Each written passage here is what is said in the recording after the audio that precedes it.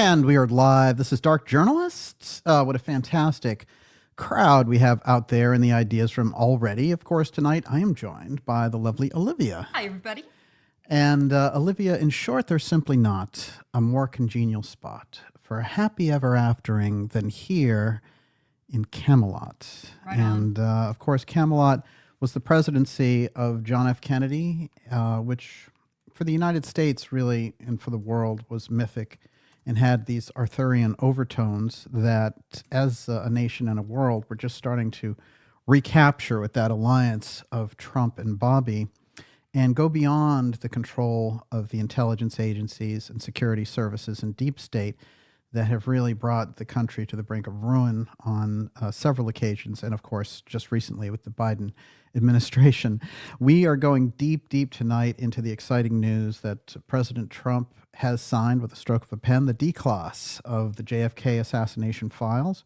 And they will be coming out, or the plans to arrange for that now. They have 15 days to arrange those plans.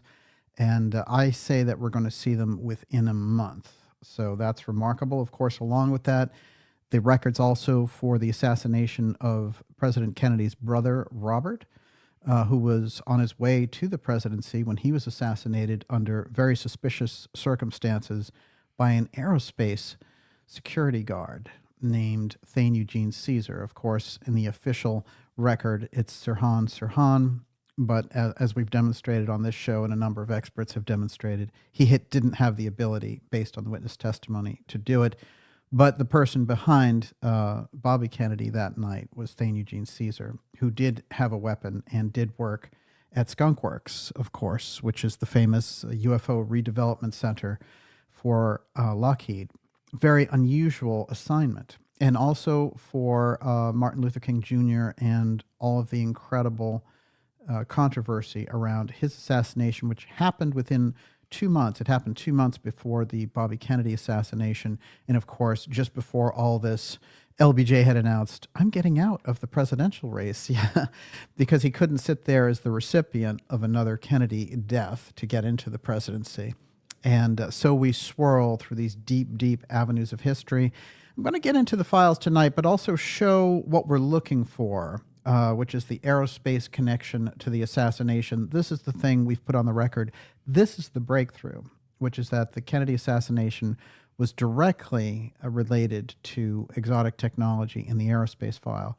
And that includes the UFO file. And we have good evidence that we presented now in over 4 documentaries along this. Our most recent one, JFK, the final speech, which is JFK in the UFO file, Deep Aerospace. And that is available. I've actually listed it and made it available to everyone in public for free right here in the description of this video. So make sure that you take a look at that. We just finished that 2 months ago. Now, what is important for us to keep in mind is that the official story that we've been given over these 61 years that Lee Harvey Oswald was, deranged loner and was up there in the Texas School Book Depository just looking for a chance at history, and he happened to get it without any work on his part because the presidential motorcade just happened to be going by, is all completely false. And so it's taking that false history down, and now the official structure of that false history with the files can come down also. Now, you might see a lot of spin that comes out of these files and a lot of obfuscations. There's no question about that. But nonetheless, getting the files out was the dream of many a JFK researcher, not because they thought, the CIA would sign their signature in there saying, yeah, we did it, but that there would be enough links in those records to bring us over the threshold of understanding where that web of connecting the dots would lead us. And a number of great researchers have lived and died doing that. And I knew a great deal of them, including Jim Mars, who I had on this program a number of different times. And of course, we're lucky to have Professor Peter Dale Scott, who I think has come the closest in his research to understanding how the deep state assassinated President Kennedy and then the cover-up. And he also spent 5 decades doing this. And now in his 90s, his work resonates more than ever. And sometimes that's just the way it works, which is the world catches up with you. And of course, he coined the term the deep state, and the way that he meant it, I think, is still an important difference from how it's taken very often, which, we get this idea the deep state is just a bunch of officials and technocrats in the government who've hung around too long, bureaucrats there. But that's not how Professor Scott meant it at all. And that's all about how there is a structure in Professor Scott's version of things where this deep state is a combination on the bottom of organized crime and then the intelligence community, the Central Intelligence Agency, and then the contracting agencies for the intelligence community, like Booz Allen Hamilton, who can go even further outside of the law, and then the large financial interests, including tech barons, oil barons, and things of that nature, and then the management of those things, the Goldman Sachs, the Rockefeller, that whole thing.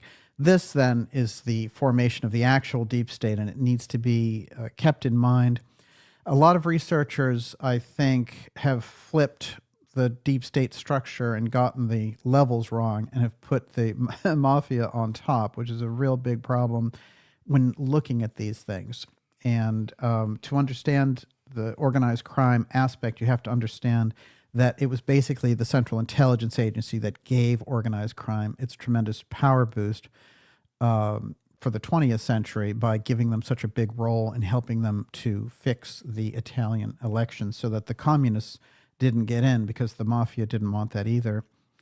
And that all happened in 1948, but what happened was that situation spiraled out of control, and the organized crime got too much power there, but also the CIA was out of control, and they were the Office of Policy Coordination, this OPC piece, was doing things like fixing elections, blowing up trains, and doing all these other things. And the word came down from President Truman, get that OPC thing under control.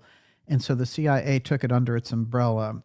And as the story goes from people who've looked at it on a deep level, that OPC structure took over the Central Intelligence Agency.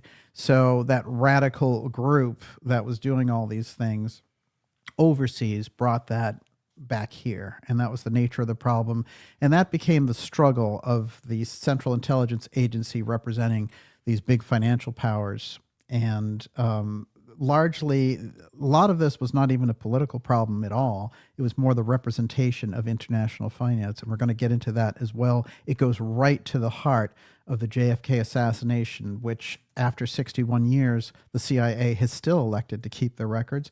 And now with this order, we have John Ratcliffe, who's now been, assigned through Trump's appointment to be the new CIA director. And Ratcliffe, I think, shows some possibilities. But that whole structure of the CIA, which has been in place for a long, long time, they don't necessarily respond to the top when it comes to this. So we're going to get into exactly how they might try to spin and obfuscate the records that are there to come out.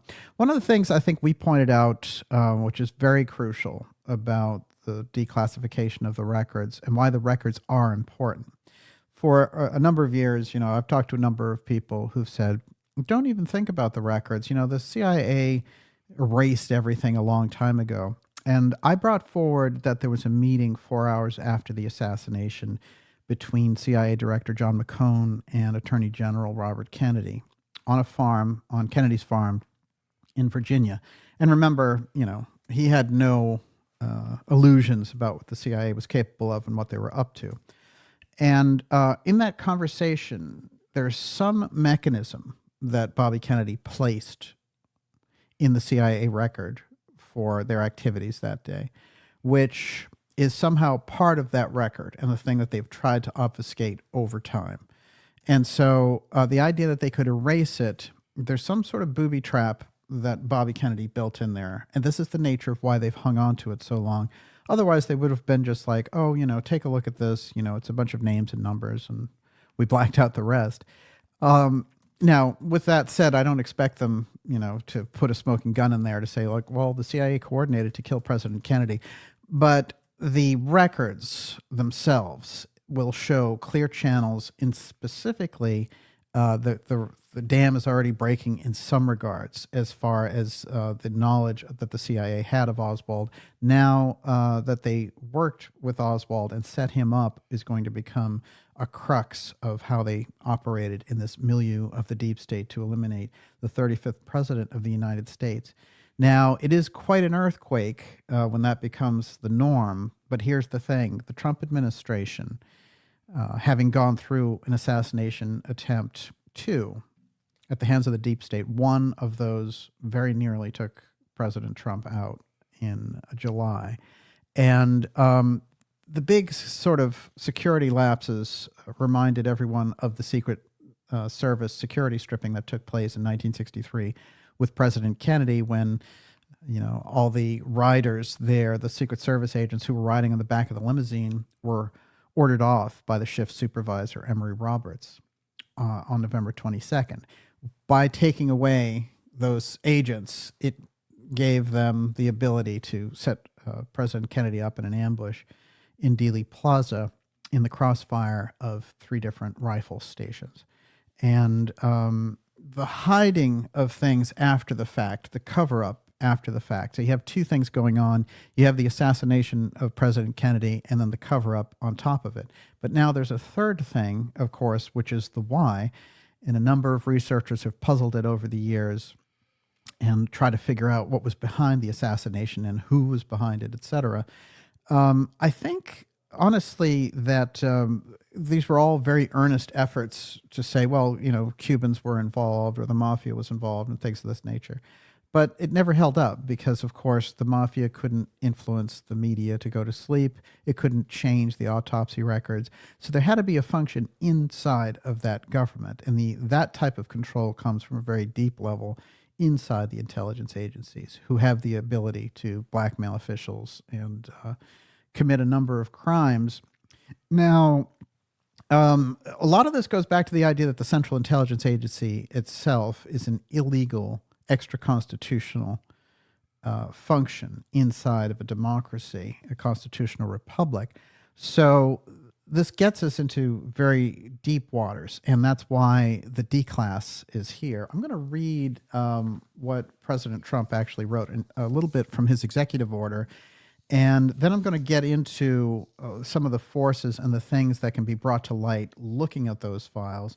The other thing I'm going to get into, of course, also is the Central Intelligence Agency manipulation of the UFO file in relation to this case, how they've been doing that now for 6 decades, and how the CIA is just rolling out their UFO file movies. They've announced this thing now. They're coming out with a Hollywood premiere of their UFO movie, and you know, you've got Jim Semivan, 30 years in the CIA, top dog. You know, James Clapper is in this thing.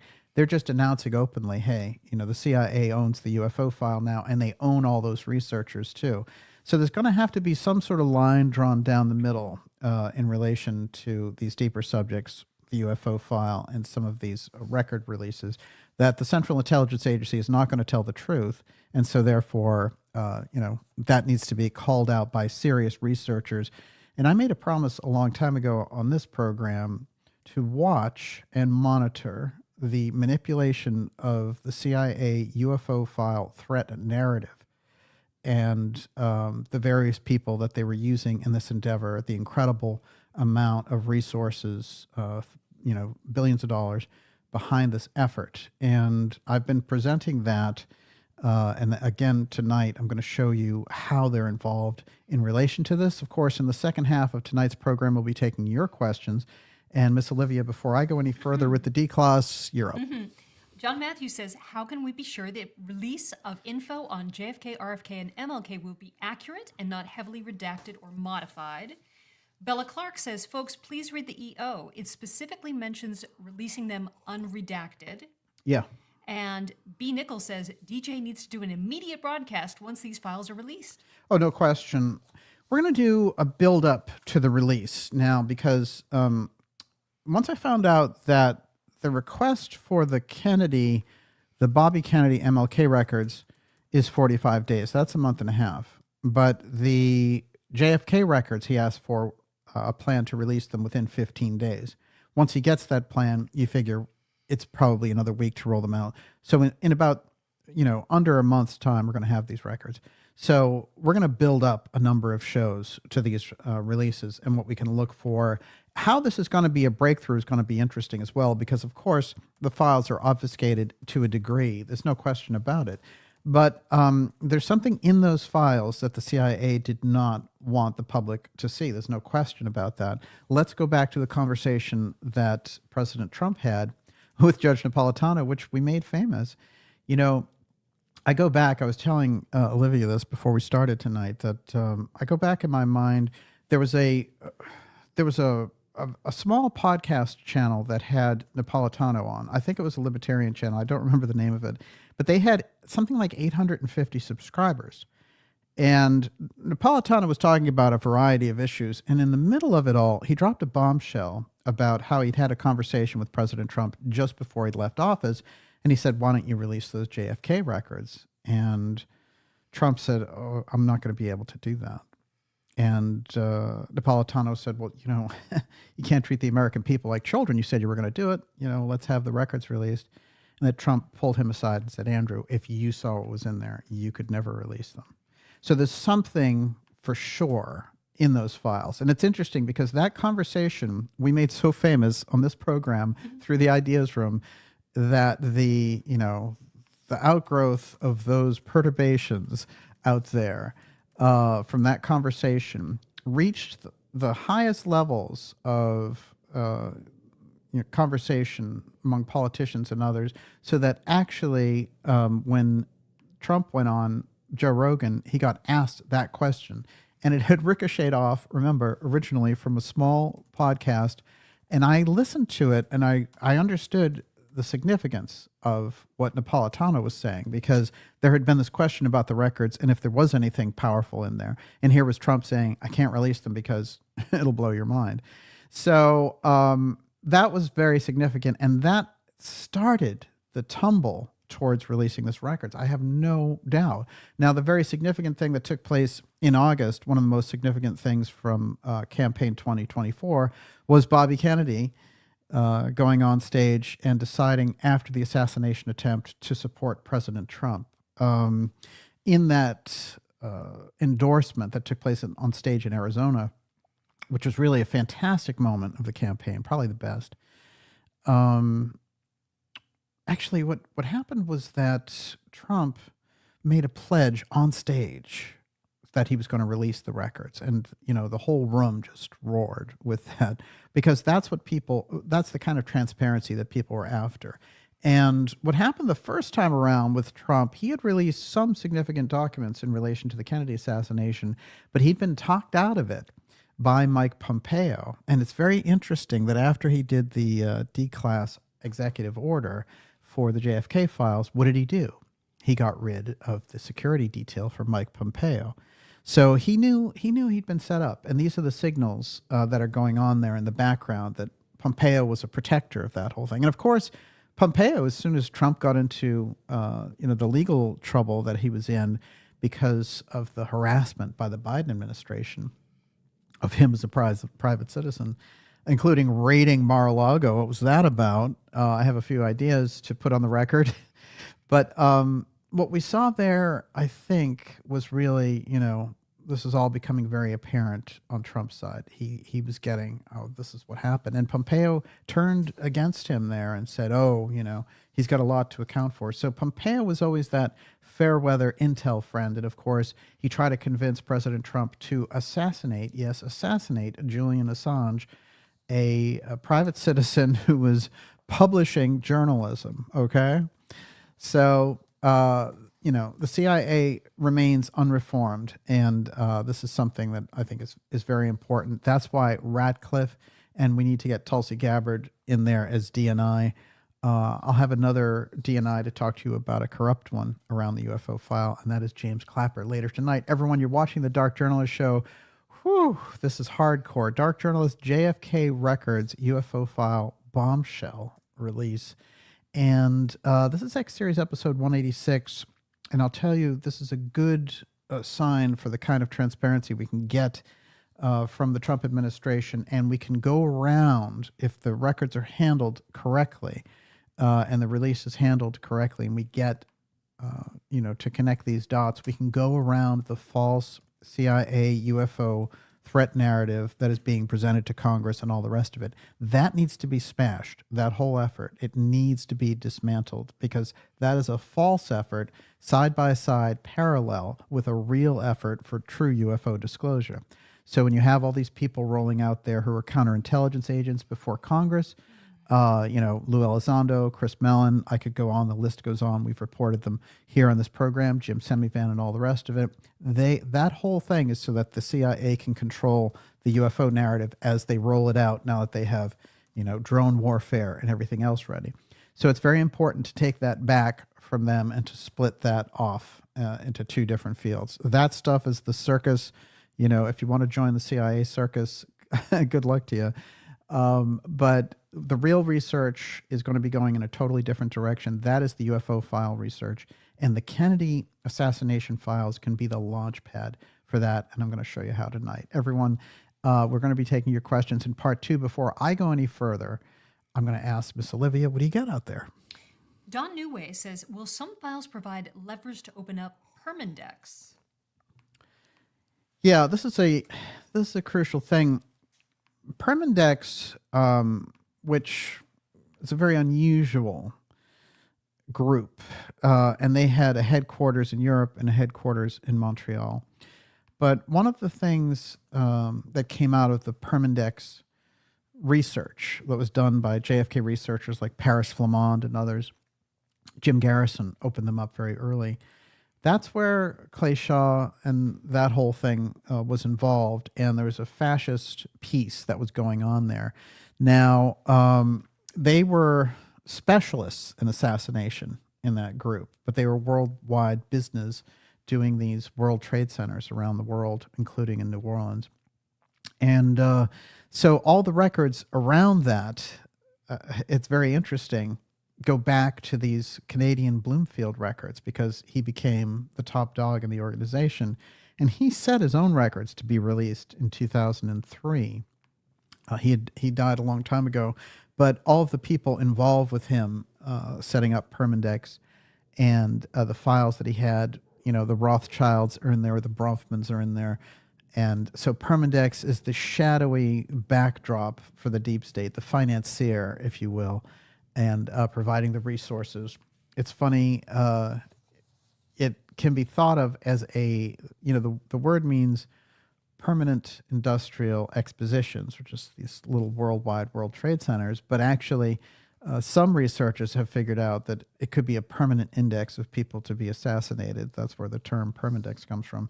I think that you can unlock by a large scale sort of mosaic approach around the intelligence community, you can unlock that by using aspects of what they can release through the CIA files. Now, getting the CIA files, one of the most important core things, and we're going to get into this tonight, are the George Ioannidis files. There's 44 files. He is the psychological warfare officer who set up the Oswald Project and controlled the hearings on the CIA side through the 70s and 80s, and then got his, of course, Lifetime Achievement Medal from Bobby Inman, who was the deputy CIA director, who went on the record saying, not only do we know what UFOs are, but we know who's inside piloting them. Yeah, he said that on the record. So that crisscross there of Inman with Ioannidis is going to be very important, because at the crux of this whole piece is the exotic technology and the aerospace wing. That is actually the conclusion also of Jim Garrison, if you go deep enough into his work. And showing that UFO file aerospace connection to the JFK assassination is the explosive aspect, because it is that X technology that is the thing that they've been hiding all of this time. And, you can go through it, even if someone doesn't believe in the UFO file or whatever it happens to be, you can still take the information from the level of aerospace being involved with it. And that's how I think you should do it. I run into a lot of people, and I mention this a lot, which is half of the field of deep state research. There's a real split in how this works. So you have these really great deep state researchers. They know how the government operates. They know how the patterns work, and they understand how the government can cover things up, how the governments engage in assassination, and all the rest of it. And they do very detailed work. They do a lot of work with documents and with patterns, and they use history as their great example. Professor Scott is a great example of this. There's a number of people I cite on the show who do great deep state research. But those people don't deal with the UFO file because, you know, they're dealing with, this is the government that's corrupt, and I'm unraveling it through the intelligence agencies and, you know, the different practices that they have in military intelligence and all the rest. On the UFO side, there's not a lot of discipline, and you have a lot of sellouts, and you have a lot of people who don't do deep research. And so they don't have, on the UFO side, the deep mind and the deep state awareness. But what they do have is they understand there's a UFO file, and this is a crucial understanding. So if you can combine that deep state brain trust who understands how the government operates with that realization that there's a UFO file and that it influences so much of the geopolitics that we're witnessing, then you have much bigger picture of the situation that we're in. If you miss one, that if you're over the cliff with the UFO thing and you don't do the deep state research around it, you're missing the whole thing. That's where you get the ability for the CIA and all their counter intel people to come in there and take a pretty depressed group in terms of their financial status and just be like, hey, you know, we'll put you in a Netflix video or whatever it happens to be. And those people lose all, you know, their virtue. That's the end of that. And they just line up with this big thing that's coming in because they think, hey, I'll be a fly on the wall with all this. So a lot of those researchers, I don't know how else to put it, like I've lost respect for them because I've dealt with them. And as soon as the CIA roadshow showed up, they stopped having any real conversations about anything. And they started to protect the CIA narrative about a UFO threat. Now, we went on record and put a number of things out there to block that UFO threat thing. And I think that ricochet again happened in the ideas room because what happened is it started to get out there that they were using the UFO threat. So now their big thing is to use different buzz terms, NHI, psionic, you know, all these. This is how the CIA is rolling this out because they realized they stepped in it by showing their hand too early with the UFO threat aspect. That's what they're about. They're interested in a false UFO threat narrative. That helps them to keep the actual UFO file, by the way. And it's very sketchy business. And so what they've done, they've taken the idea of whistleblowers who were legitimate people, you know, who had seen things or whatever, contactees and things like that. And they've rolled it into this counterintelligence sausage. And, you know, a lot of those guys come out. And so now they're the whistleblowers, right? And they're like, oh, well, yes, I was in CIA counterintelligence for 25 years, but I'm an abductee too, you know. So what they want to do is send the authority of the UFO file research into the hands of the CIA and counterintelligence, also the NGA and the NRO, NSA, that whole thing.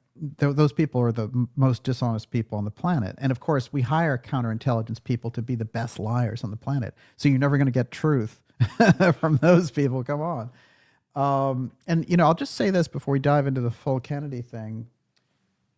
This came out. And this is something that they're doing now. They're on the move with this. So now Hollywood is lining up with the CIA UFO threat aspect. So we got Age of Disclosure, UFO documentary trailer touts biggest discovery in human history. Yeah, well, we've been working with UFO research, you know, since the 1940s. So, you know, 34 U.S. government and military officials get candid about the UFO UAP phenomena in the first trailer for a newly announced shot-in-secret film by Dan Farah, premiering at South by Southwest. There's a lot of money and a lot of PR behind this. Mellon is behind this entire thing. Of course, he's featured heavily, prominently in the thing himself. That's the DoD billionaire who's running the UFO threat operation. I've exposed him a number of times in this program. We've clashed in public. And it has to be that this is a very decisive split here, which is the real UFO file research versus this junk. But what we have, interestingly enough, with this is Farah, who is the director of this thing, he's the book agent for Lou Elizondo. So it's in his interest to do this stuff, present all these people, and put Elizondo as the cherry on top because he's the book agent. And now he's looking into getting books out for, the likes of the other quote unquote whistleblowers and all the rest of it. So this whole thing is an advertisement for the Elizondo books and for Mellon's phony UFO disclosure. And remember, you got the real UFO file and the genuine experience, the genuine research and all the rest of it. And then you have this stuff. Okay.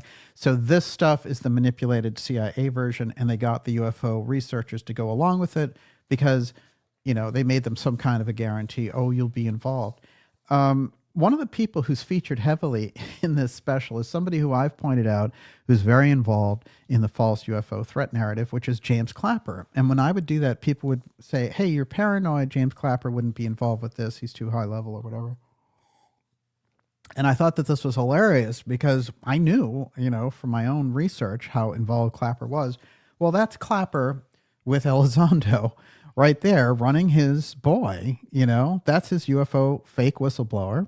And Lou has lied in public dramatically. And yet all of the people that are in the independent media, the major podcasts, and people I even like Tucker Carlson or Rogan or whatever, they take this guy seriously, but he's a CIA counterintelligence agent run by James Clapper.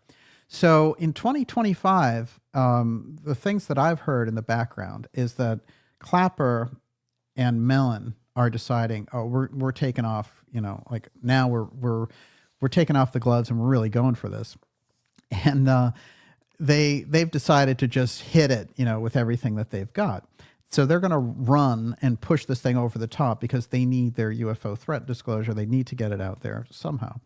Now, this age of disclosure UFO documentary piece is already, everywhere you go. If you're into any of these things, they're already pounding you with ads for it on X, on YouTube, and all the rest of it. There's tons of money behind it, and what they want it to be is a major theatrical feature that is successful. And I actually don't care if it's successful, but I do want people to understand this is false CIA UFO threat propaganda. That's all that it is. And these are the same people that we're talking about who've held the JFK records for 61 years. Do you really want to trust them with UFO disclosure? I don't think so. And I've invited them on this program for a gentleman's debate any day of the week. And, their response was to go on social media and to try to say that, oh, he's trying to slander us. How terrible, And it's interesting because I want to put this on the record that, Chris Mellon and the dust-up that we had was over David Grush, who I thought was an authentic whistleblower, but I had mentioned to Grush that he needed to get away from Elizondo and Mellon. And Grush informed me that Chris Mellon told him that he couldn't go on my show. That level of control, when I put that on the record, then this guy flipped out. And remember that Mellon, the DOD billionaire, he's the cousin of John Warner, who's a frequent guest on this program. So we're going in very eyes open. And I think that this is an important thing. In general, don't think of it as, oh, well, it's good. The public's getting to know about the UFO file. No. The CIA will not give you the truth on it. So they're lying to the public. So the public's not getting anything. That's what needs to be spotlighted. And it can be spotlighted in a very, straight ahead way. But independent journalism, investigative journalism is adversarial by nature. It's not personal. It can never be personal, but it is adversarial. There's no question. Because if you are researching, a CEO who's dumping nuclear waste into a river, then you're not going to go play handball with them. It's not going to happen. There'll be no tennis matches between you. And, you're going to investigate them. And pending the outcome of your investigation, if you're right, then you're going to basically be taking them down. That's the function of getting to the truth as an investigative journalist. So don't let anyone tell you, oh, you can't be negative when you talk about these guys. No, if they're lying, which we've proved over the past 5 to 7 years, then it's very important for us to get to those truths. This is the CIA active now. This is the thing that they're launching now. My point has been they assassinated President Kennedy over the UFO file then, and I'm going to show you how that works as well. Everyone, you're watching the Dark Journalist Show. This is the JFK Records UFO file Bombshell release. Of course, President Trump doing a very brave thing, releasing these records. It doesn't matter if you were voted for Trump or if you didn't, because this is the kind of transparency that we've been looking for from the government, and we got it. Probably because they extended their hand to try to eliminate President Trump through the same means.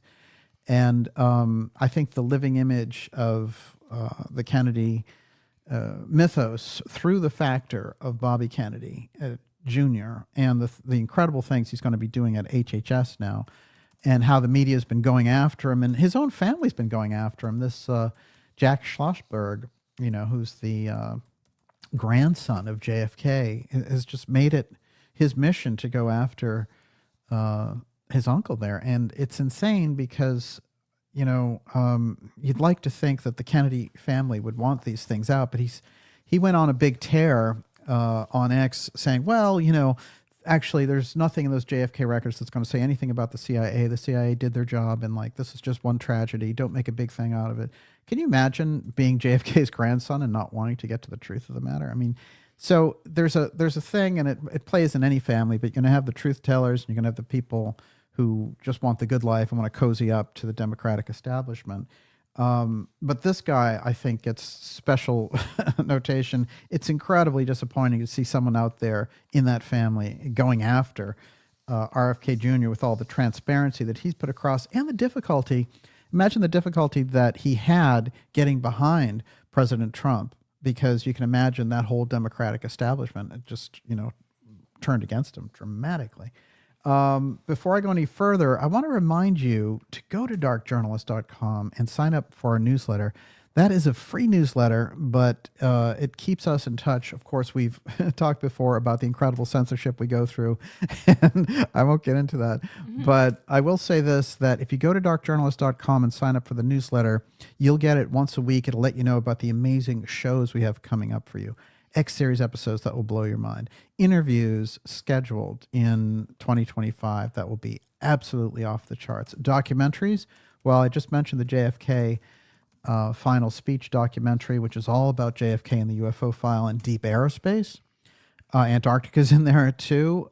We went very deep on those, and that's the latest one. We have a part of a documentary series coming out in the spring as well. So we're going to take an approach where we're taking the production levels to a deeper point, so you can get the information through the documentaries as well for the broader public. And then also things that we're working on, live events and all kinds of stuff. It's all in the newsletter. So stand up and be counted. Get on that newsletter list and make sure we have that direct pipeline to get you these important details and information and reports. Miss Olivia, what do you got? News Drifter says, do you think Bobby, being part of Trump's cabinet, plays a role in allowing the release of the records? Yeah, I guarantee you that Bobby is looking through the records and will be with the likes of Tulsi Gabbard to figure out the crucial ones. And he knows what's going to be crucial. Channel of the Heart Barbara Joy says, I thought Trump had some of the files. Are there some files that will be released, but he will hold on to the hot stuff to hold over the deep state's head? No, I think he already has played poker with the JFK files.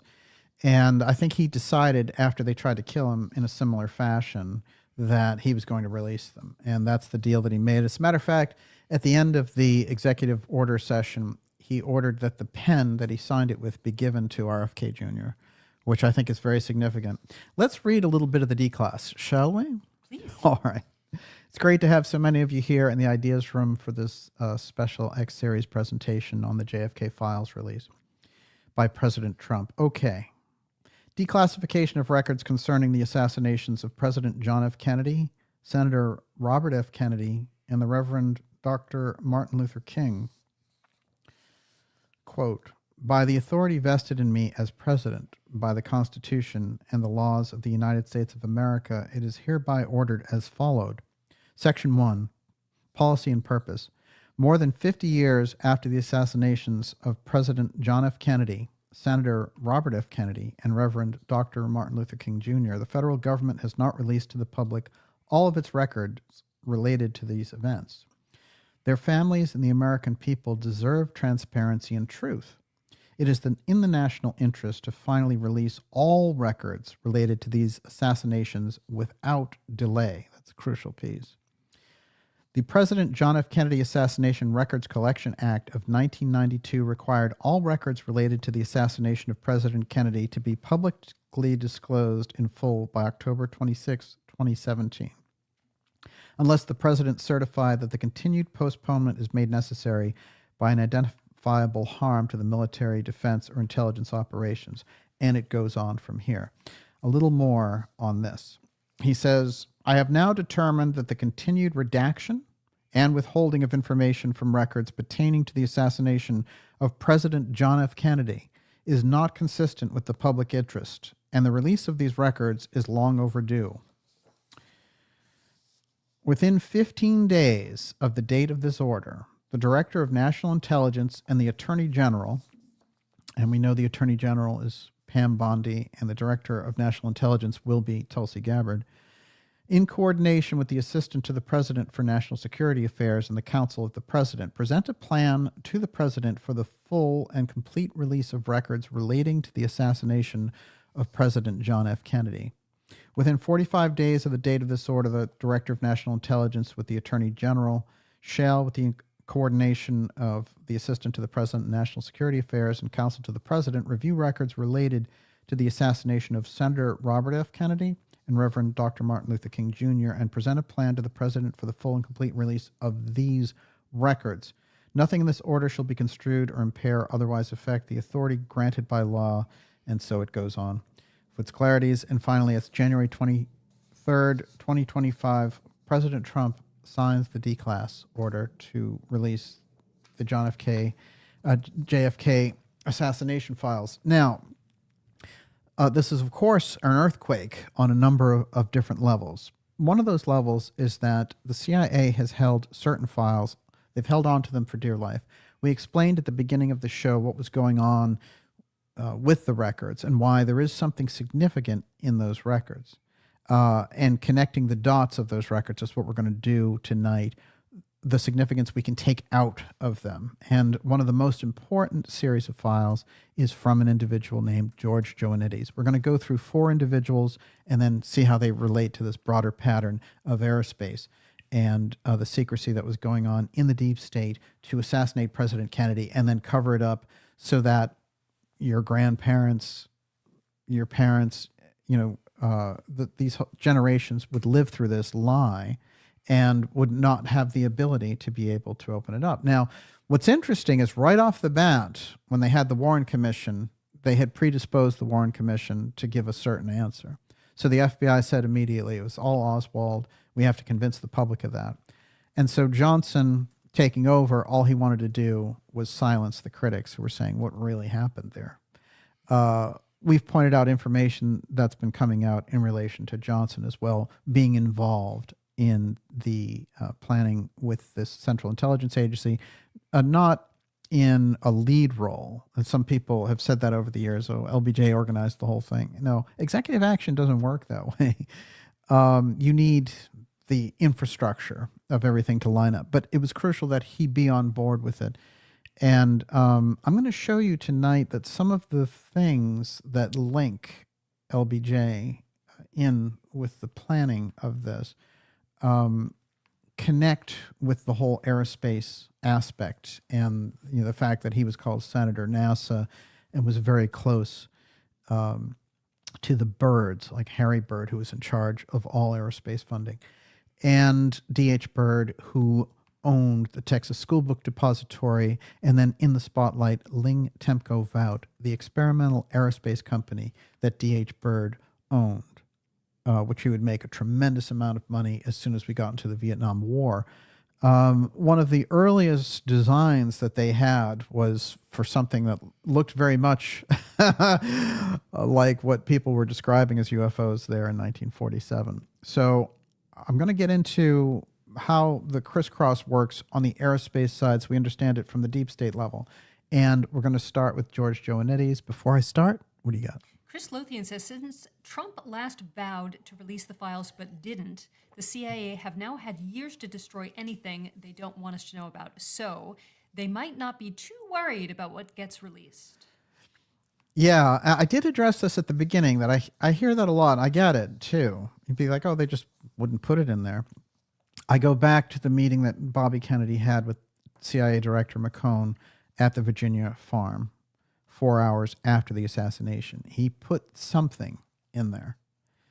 And that is the reason that, the way that Bobby Kennedy, he was such an operator on the legal side that he knew if you remove this certain thing, it'll set up all these bells and whistles in the Justice Department, the State Department, and all the rest. So go ahead, be my guest. This is the kind of brinkmanship that he was capable of. And he instantly suspected, as he told a Soviet official, he wanted to reassure them that there wasn't going to be any war between the two countries. And he said, don't worry, because the Soviet officials were like, we had nothing to do with this. I don't know what they're doing with the whole Oswald communist thing and the fact that he was sent over here as a defector, but we're not involved in the assassination of President Kennedy. So Robert Kennedy took the lead and responded to that official in private and said, I know that my brother was felled in a domestic conspiracy and that the Soviet Union had nothing to do with it. He knew the CIA were involved in this. And he knew that the Warren Commission was a setup. He had to, on a certain level, go along with this because of his position, and he thought the best way to get the handle back on the entire situation was through the presidency, which is what he was attempting to do in 1968 when he was unfortunately assassinated. He was leading and had just won the California primary, which was major. He was going to be the Democratic nominee, and he would have easily beaten Richard Nixon, which would have been the second time Nixon would have lost to a Kennedy. That would have been rough, but things turned out a little bit differently. I will say this about Trump. We have to take it as a personal hit on the deep state after they tried to eliminate him twice during the campaign. Very, very sketchy. Thomas Matthew Crooks, the entire situation, the burning of that body, the cremation of that body before other people got a real good look or examination of what was going on there. And there are a lot of people who still think that there's a totally different person there. So that's another show, but we've reported on it. And of course, with the second attempt, that was also very, very unusual. And the Secret Service director involved in this, of course, was fired through that negligence. So there's a condition there with the Secret Service director that she was close to the continuity of government program. And that COG program, as we've highlighted on this show, has been very closely involved through a number of deep events in American history. It's undeniable. And from the Kennedy assassination, 9/11, the financial coup of 2008, the COVID op, Iran-Contra, and the October surprise, Watergate. I mean, there are always COG officials involved. People are connected who just came out of working for COG. So it represents that there's a system operating under there which has been building up to a complete takeover of the United States. And that is where the continuity of government program goes. Remember, if the emergency is sufficient, they flip the COG switch, and then you have General Guillot in charge. General Guillot would be the ruler of the United States, and then he would assign these different regional governors until the emergency was over. Well, we've seen a lot of things that suggest that they've been trying this out, and I think that the drone swarm was part of testing the public's reaction to a sky event, a sky threat. So we'll get back to that as well. I do think that the Kennedy situation resonated more heavily with Trump after his own close brush with assassination, and he saw how important it was to get the records out. I think that there's a kind of bravery attached with this second version of the Trump administration, which we're seeing, that could, be a very, very good thing. And of course, it's fingers crossed, and we'll see how it all goes. But these are very good moves, as are a number of moves that Trump made immediately. Pardoning certain individuals, pardoning people from the J6, setup and all the rest. Very bold moves, I think. And slamming the WEF. Yeah, exactly. Yeah, I mean, the first few days of the new Trump administration have been remarkable, and I think we're going to see more things going this way. It's funny because, of course, a lot of that black pill crowd that we've pointed out before, who is just anti anything, thinks that if you salute, these records coming out, that you're falling into some trap that they're setting. Look, if the government does good things, if they did what they're supposed to do, then people wouldn't oppose them. That's the whole point of it. People want good government. Actually, I think they want their lives to improve. In many cases, I've even seen people kind of wink at the idea that they're, are billionaires and all this other stuff. I don't sense in the public that there's a great desire for overthrowing power and getting rid of billionaires and all this other stuff. I think of it more as when that situation is abused and when the government comes in and says you have to, participate in this experimental pharmaceutical thing, and you control and just put people into a control grid on the digital side, then they see, oh, this is 1984 coming down. I'm going to push back against it. And it took a while, and it takes a while. It's continuing to take a while. So, but I think fundamentally people respond to good governance. So when you see good governance, you promote it. You say, good, they did this right. I'm behind it. You don't just shoot down government for being government or leaders for being leaders or whatever. And I do think there's a lot of short-sightedness to the whole billionaire thing, and you can't have a bunch of billionaires running politics either. But if you have some billionaires like Trump who've been through some of these things, and he understands because America made him how to make America great in that sense, and he remembers the kind of glory of America and how that worked, then I think it's a better situation by far than the incredible dystopian oblivion we were headed for with Waltz and Hara. I mean, it was close, real close. So, I'm not a huge naysayer and negativist when it comes to these things. I look for good governance. If I see good governance that respects the Constitution, then I get behind it. And, by the same token, when things go wrong, if things go sideways with any administration, then you call it out. That's the way it goes. But I think what we're seeing here with the declassification of the Kennedy files, remember, what I've put on the record with dark journalism is that the Kennedy situation, the assassination of President Kennedy changed the entire dynamic and direction of the United States. This is the problem with it. And the people who are holding on to the crime and the records of the crime are continuing this situation. So they gained extra power in 1963, and it grew and it grew and it grew and it grew. So it inspired them to keep on with it. That's where you got the Trump assassination attempt in 2024, all the lawfare and all the rest of it, pushing of the COVID op, Fauci, the whole thing comes from this unchecked system. And I think when you get into the Central Intelligence Agency, look, they've done so many illegal things, and they've had their wrists slapped by a committee here or there. They'd fire a guy here or there. But in the meantime, all their power base has increased dramatically. And it's because of the fundamental setup in the beginning had such a legal structure because it was set up in Sullivan and Cromwell when Alan Dulles, was as the big lawyer there, was setting up through S&C, the Central Intelligence Agency. That's even a different purpose than a military setup of how you would do this. You are basically representing international finance and all of the power bases of money around the world when you set up the CIA that way. It's very interesting to note that President Truman, after 1 month to the day after the Kennedy assassination, he penned an op-ed in the Washington Post that said, the CIA mend it or end it. The things that they're doing, are not anything that I had envisioned. And remember, he was the one who signed off on creating the CIA. So he knew about the strange involvement of the CIA. And that night, the former CIA director, Alan Dulles, who was heading up the intelligence leads for the Warren Commission, flew down to Missouri and tried to intimidate Truman to take it back. And Truman said, I'm old. You can't do anything to me. You know, I'm not Right taking on. anything back.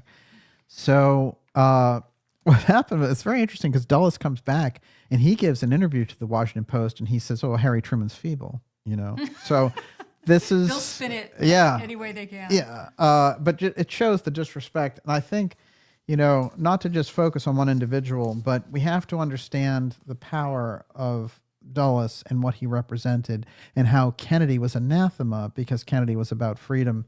And of course, we have a number of stories about after the assassination, you know, these aides to the CIA director, Dulles, you know, we're talking with him in conversation. They had a few too many martinis. And he starts to say that effing Kennedy, he thought he was a god. You know, you couldn't believe what he thought he was going to do because they'd been assembling and creating the world in the background there, you know, basically since World War I. And here comes Kennedy along the way and saying, oh, you know, actually, we're going to open up the world. It's going to be free. And we're not going to do all these things. We're not going to take over countries. We're not going to raid banana republics and do all this kind of thing. So they're thinking, this guy, you know, he's this millionaire playboy, comes out of nowhere, and he has the actual chops to run the world. We can't let him do that. You know, let's get rid of him. And this has to be understood where the CIA was coming from, because the CIA fundamentally were set up to give intelligence to the president. They were never meant to do their own operations. This is where the OPC aspect is so crucial for us to understand how that organization went awry. The other problem is that the public has never been able to see the full charter of the Central Intelligence Agency. That's a problem. In a constitutional republic, any kind of democracy, the fact that we can't see what their charter is. The problem apparently is that the charter says that no matter what they do, they can't legally be held accountable. So you have, you know, fundamental problems. And Kennedy was aware of them as a power base when he got into the presidency, even though all the things that he knew about intelligence over the years as a senator, he said, I can't believe what the Central Intelligence Agency is engaged in without any oversight from the executive branch. They're going over here and, you know, trying to take over Laos. They're going over here and trying to overthrow the leader of the Philippines. And the president's just sitting back there, you know, flabbergasted with this. So his whole presidency can be seen in that sense of reining those powers back in. And so what's interesting is the denouement here of Trump signing this release the records piece. Part of it is that the Central Intelligence Agency wants to be able to say, no, we don't have to answer or reveal anything about our operations to the public. And they've always had, you know, national security, et cetera, as the reason for it. Well, the kind of oversight and the lack of oversight for the Central Intelligence Agency and the other intelligence community individuals and leaders and organizations has led to the lawless quality and the cycle of disrespect that exists and that kind of psychotic situation going on the ground in the public. Because what happens with the public is, you know, they only know so much about a thing. And here the CIA goes over to a place like Ukraine. How much do we really know about what they've done over there? Right. But the CIA started that war. They got us involved in it.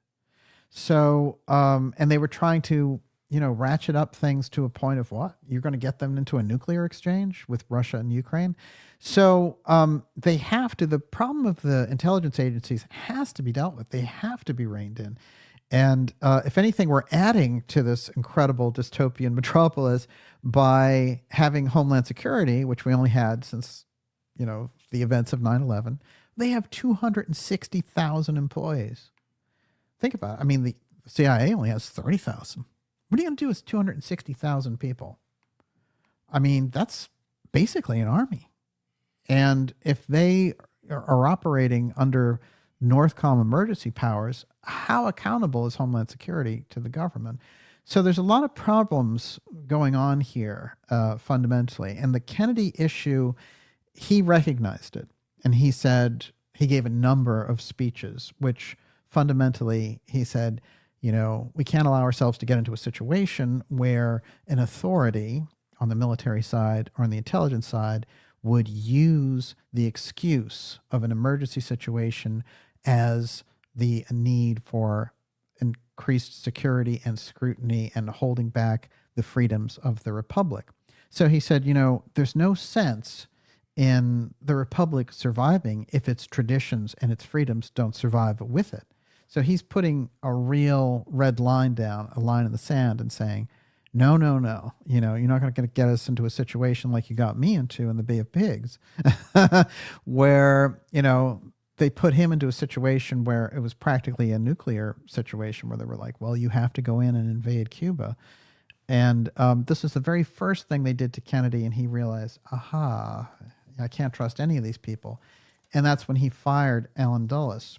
Now, it's very interesting to note that Kennedy, throughout his administration, tried to reassign the CIA to different type of official responsibilities, and he tried to roll back their ability to do covert operations to the military, so that the military would be responsible to the president, and that this juggernaut that had started and was out of control by the time he got into the presidency and taking over the world and getting us involved in World War III, that whole thing, he could defang it. So he put a number of things in their national security action memorandums, and those memorandums stated, I want to return this ability of paramilitary operations to the Joint Chiefs. That cuts out the ability for the CIA to do that. It would put them back into their original mandate, which was collecting intelligence to serve at the pleasure of the president. Instead, they turned into, their own separate government with the ability to blackmail whoever was in there.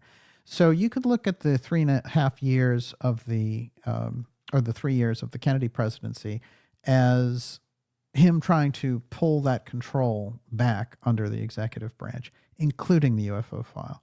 And I'm going to get into that as well. Everyone, you are watching the Dark Journalist Show. This is X Series 186, JFK Records UFO file, Bombshell release. President Trump stepping up to the plate and hitting a home run with everyone on deck. That is a grand slam. And I think Trump has proven to be very, very serious in relation to getting to the truth of these things. How that will help us get to good governance now, this is the crucial thing, especially with the incredible wave of digital control that's taking place, and a lot of it utilizing the very same space weaponry, space surveillance that President Kennedy warned about 60 years ago. Why did he warn about that? We're going to get into that in this next segment and find out what the thrust of the release of these documents can do and how it sent ripples along with the coordination of RFK Jr. and Trump. It has sent ripples through that deep state. No question about it. We're going to be taking your questions in the second half of the program. So like say in about a half hour or so, we'll be doing that. Before we go any further, Miss Olivia, you're up. Luminessa Lux says, just in, U.S. Senate confirms Pete Hegseth as Secretary of Defense 5150. Oh, wow. He had a hard time getting through as well. It's a miracle. I think that Trump's, the one, it's Tulsi Gabbard that's going to have the most difficult time. They have the biggest resistance to Gabbard inside of that establishment. As DNI, if you go from Avril Haines, who had operated closely in launching the COVID op and then was busy helping to launch the UFO threat op, you go from Avril Haines to Tulsi Gabbard, who's much more of a truth teller, then they have big problems, because the way that they've set it up, although technically the central director of the Central Intelligence Agency is really in charge, on paper, the DNI is supposed to be the top dog, and that coordinates everything. So, having Tulsi in there is a big problem for them. So you're going to see the biggest resistance there. But I think otherwise, aside from a few of those initial things like Gates and stuff like that, I think things are going pretty well in terms of confirmations so far. Okay. A couple of things for us to keep in mind when I talk about the UFO file and the Kennedy assassination is that it's on record, and I can prove that Kennedy had a great interest, one, in the UFO file, two, participated in the control of the UFO file, and 3, his assassination was related to the UFO file. I can show you how all 3 of those work. One of the things I want to say right off the bat on this is that there are figures in history who stand out for a number of reasons. But E. Howard Hunt is very interesting to bring into this conversation because of the amount of intelligence work that he did and how he was the top spy, the #1 guy for the CIA in launching these different operations. He was just their top cop. Now, Hunt got in trouble. You know, he quote unquote retired from the CIA, and then he went to work at a PR firm. And side by side there at that PR firm was Douglas Caddy, who was a lawyer for the firm. And it's very interesting with Caddy because he had come out of the Young Americans for Freedom thing, and he knew William Buckley and all these things. So he was coming in on the conservative side. Caddy appeared on this show and on a number of occasions and dropped the blockbuster that E. Howard Hunt had told him in private, that Kennedy was assassinated over the UFO file, and because he was going to share it with the Russians. Now, over the year, this is again one of those things that was way ahead of its time, you know, when we put it out. And over the years, you hear people catching on to it a little bit, like, oh, that's interesting. You know, Kennedy may have been assassinated because he was trying to share the UFO file with the Russians. Oh, you know. But in the meantime, on the UFO file side, the UFO researchers languished. They had a historical figure at their fingertips with Caddy, and they dropped the ball. And but the story is crucial because what Hunt was saying, it was before he went to prison for his crime in Watergate, which again is a deep operation that is still not completely understood the significance of it. But when Hunt put that on the record, he was talking to his friend Caddy, and they had become best friends at that point, which was something that Caddy's son had confirmed to me. St. John Hunt said, oh yeah, you know, Doug was always around. And Doug Caddy's story about Howard Hunt telling him Kennedy was assassinated over the UFO file, and I was a bench warmer on it, is something that that Hunt was able to say later when talking about the Kennedy assassination. And whatever you think about his deathbed confessions and the things that he said about LBJ working with the CIA to assassinate Kennedy, which I think is very much on the money, but him talking in private to his friend takes on even more significance, especially when they're talking before he goes to prison and saying, you know, how are you going to deal with your family and all the rest of it. And then Kennedy, you know, Caddy in the middle of that at the end says, you know, why was John Kennedy assassinated? And Hunt turned to him and said, John Kennedy was assassinated because he was going to share our most vital national security secret with the Russians. And Caddy said, well, what's the secret? You know, why would he be sharing it with the Russians? What are you talking about? And Caddy said that Hunt turned to him very seriously and said, it's the UFO file, it's the alien presence. Now, this is very important because there's a lot of information that came out after that, which supports it. And most dramatically, there's an official out there who was in the Kennedy administration as a security advisor. And I've tried to convince him to come out and do an interview. He hasn't done any interviews yet, but he started to tweet things, which I say just, you know, do it in a full interview and get the real thrust of it. But he is who he says he was, and he's absolutely, you know, his bona fides are beyond reproachable.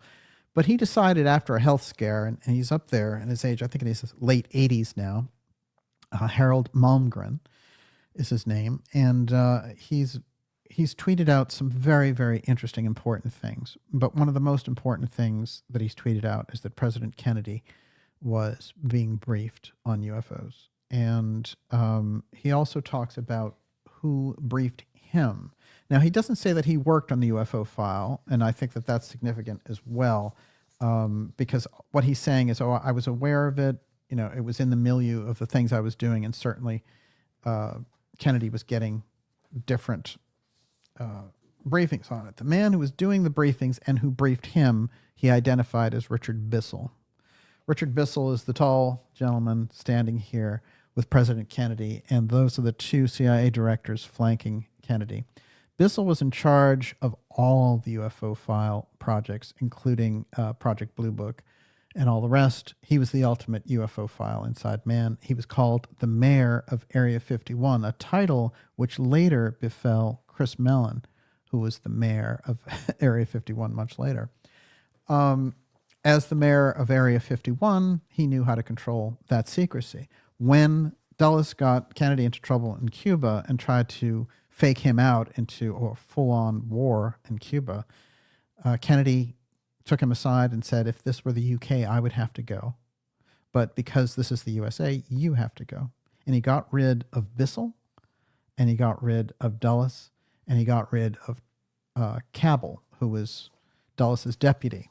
Now, that person he got rid of, Cabell, was the brother of the mayor of Dallas. So remember that. Earl Cabell and Charles Cabell. They're both connected in this situation. But Malmgren identified our friend, Richard Bissell. And this is a very crucial piece because, again, it's the Kennedy administration. It's more confirmation of the things we've been putting out about President Kennedy and the UFO file aspect.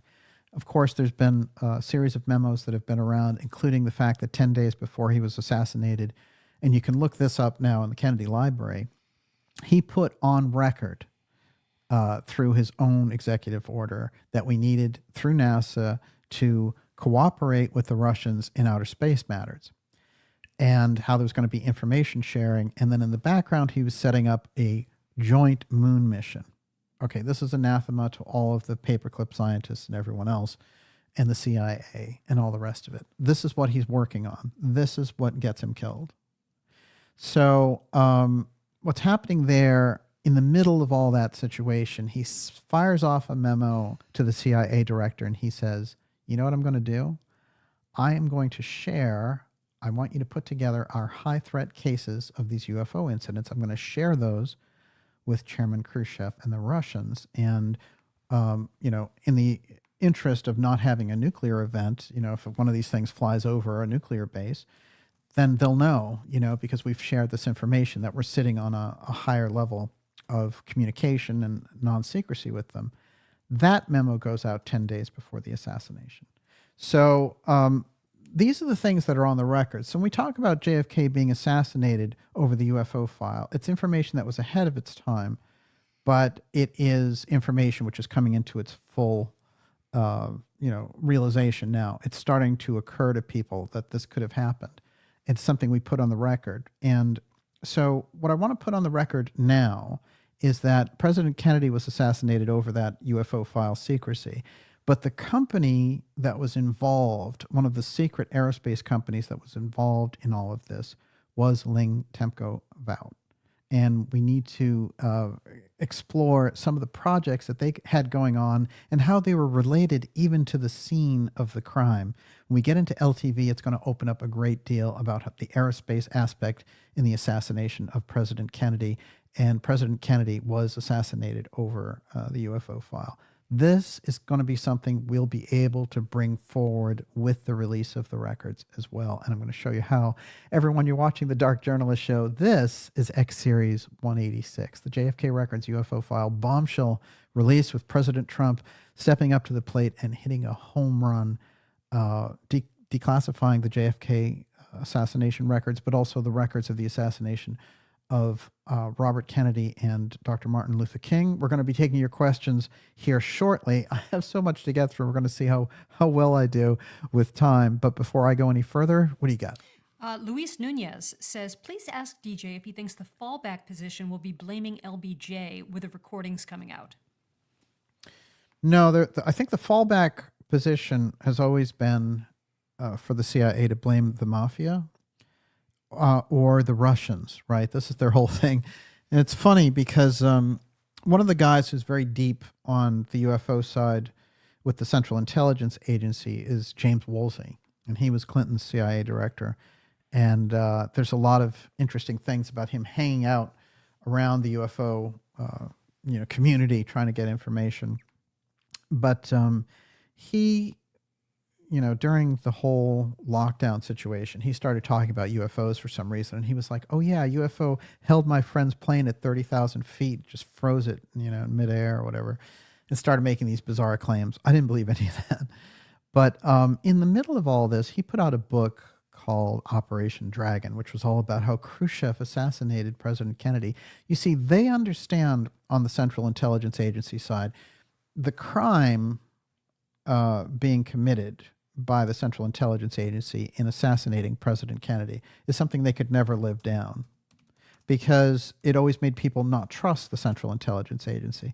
So years and years and years of propaganda, network shows, movies, everything else, which were all designed to show it was just Oswald. Don't you understand? He got a lucky shot and all the rest of it.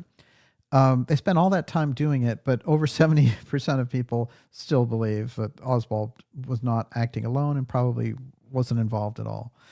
The thing about Oswald that needs to be understood, and that I've pointed out in this program, is that Oswald has the UFO file, aerospace signature, almost everywhere that he goes if you look at his history. And I want to go through that tonight, and it's going to crisscross with what we're talking about with George Joannides, who's one of the figures that's going to size this all up. Yeah, what do you got? Marina Doctor says, so who actually shot him? Want to cut to the chase? The Ex-Protect group, who are a shadowy, very shadowy, intense security group operating between the Central Intelligence Agency and the aerospace wing of the military.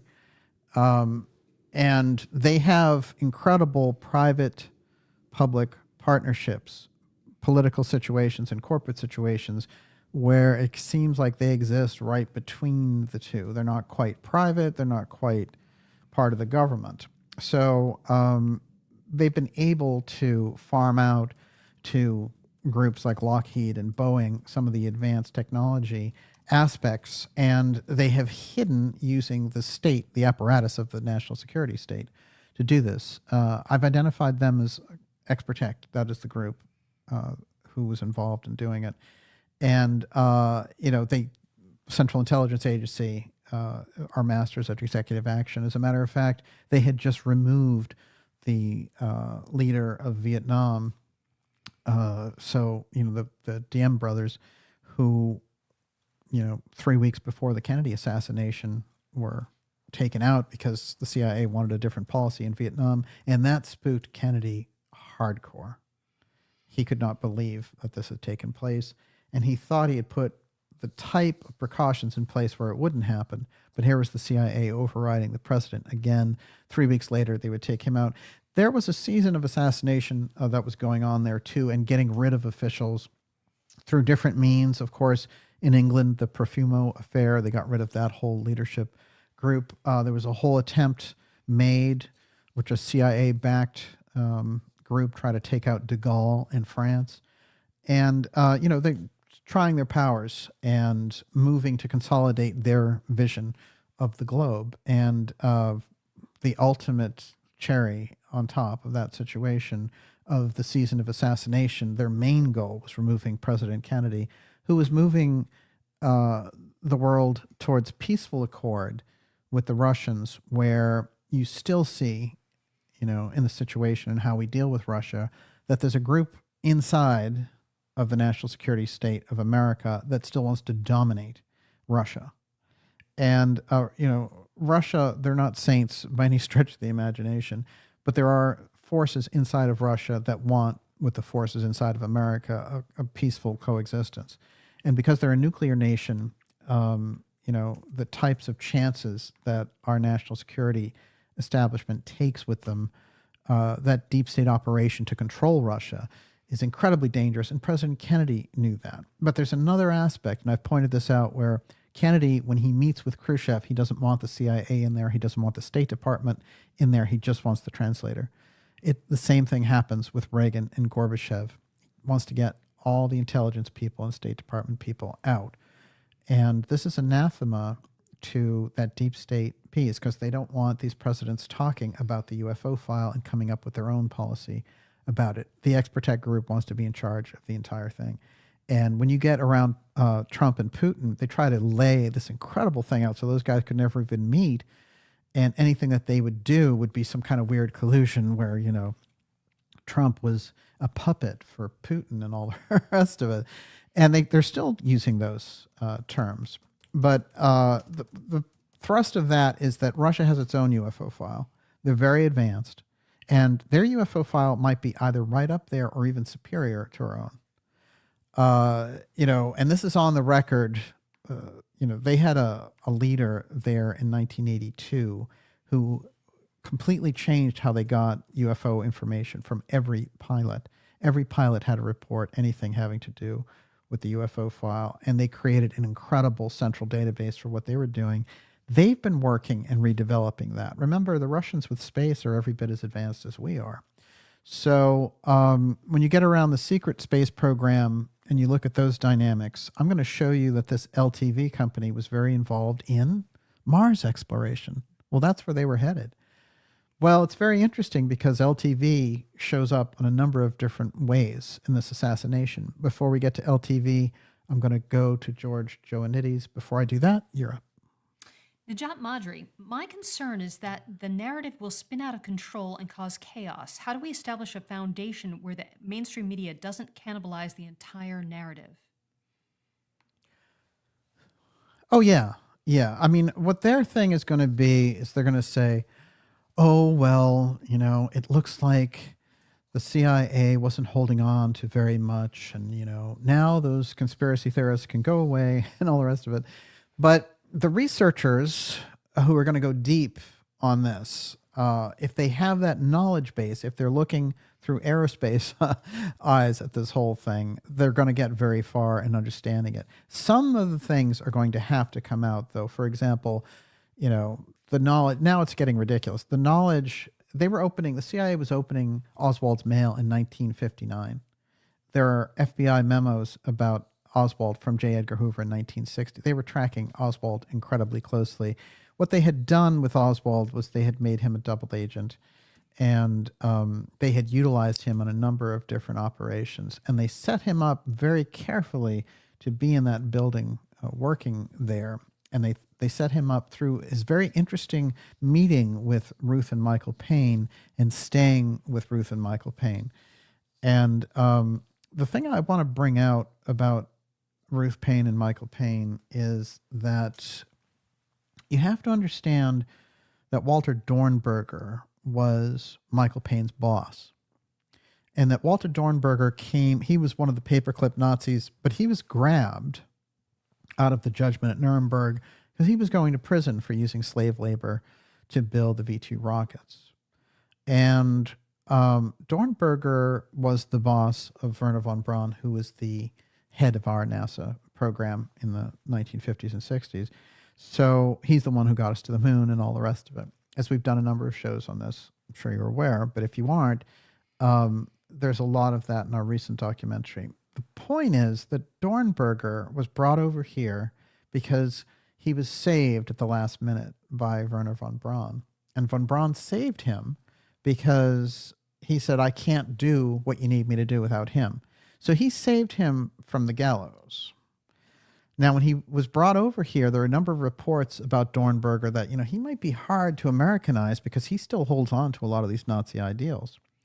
But he was also very advanced. He was advanced in the rocket program in Nazi Germany.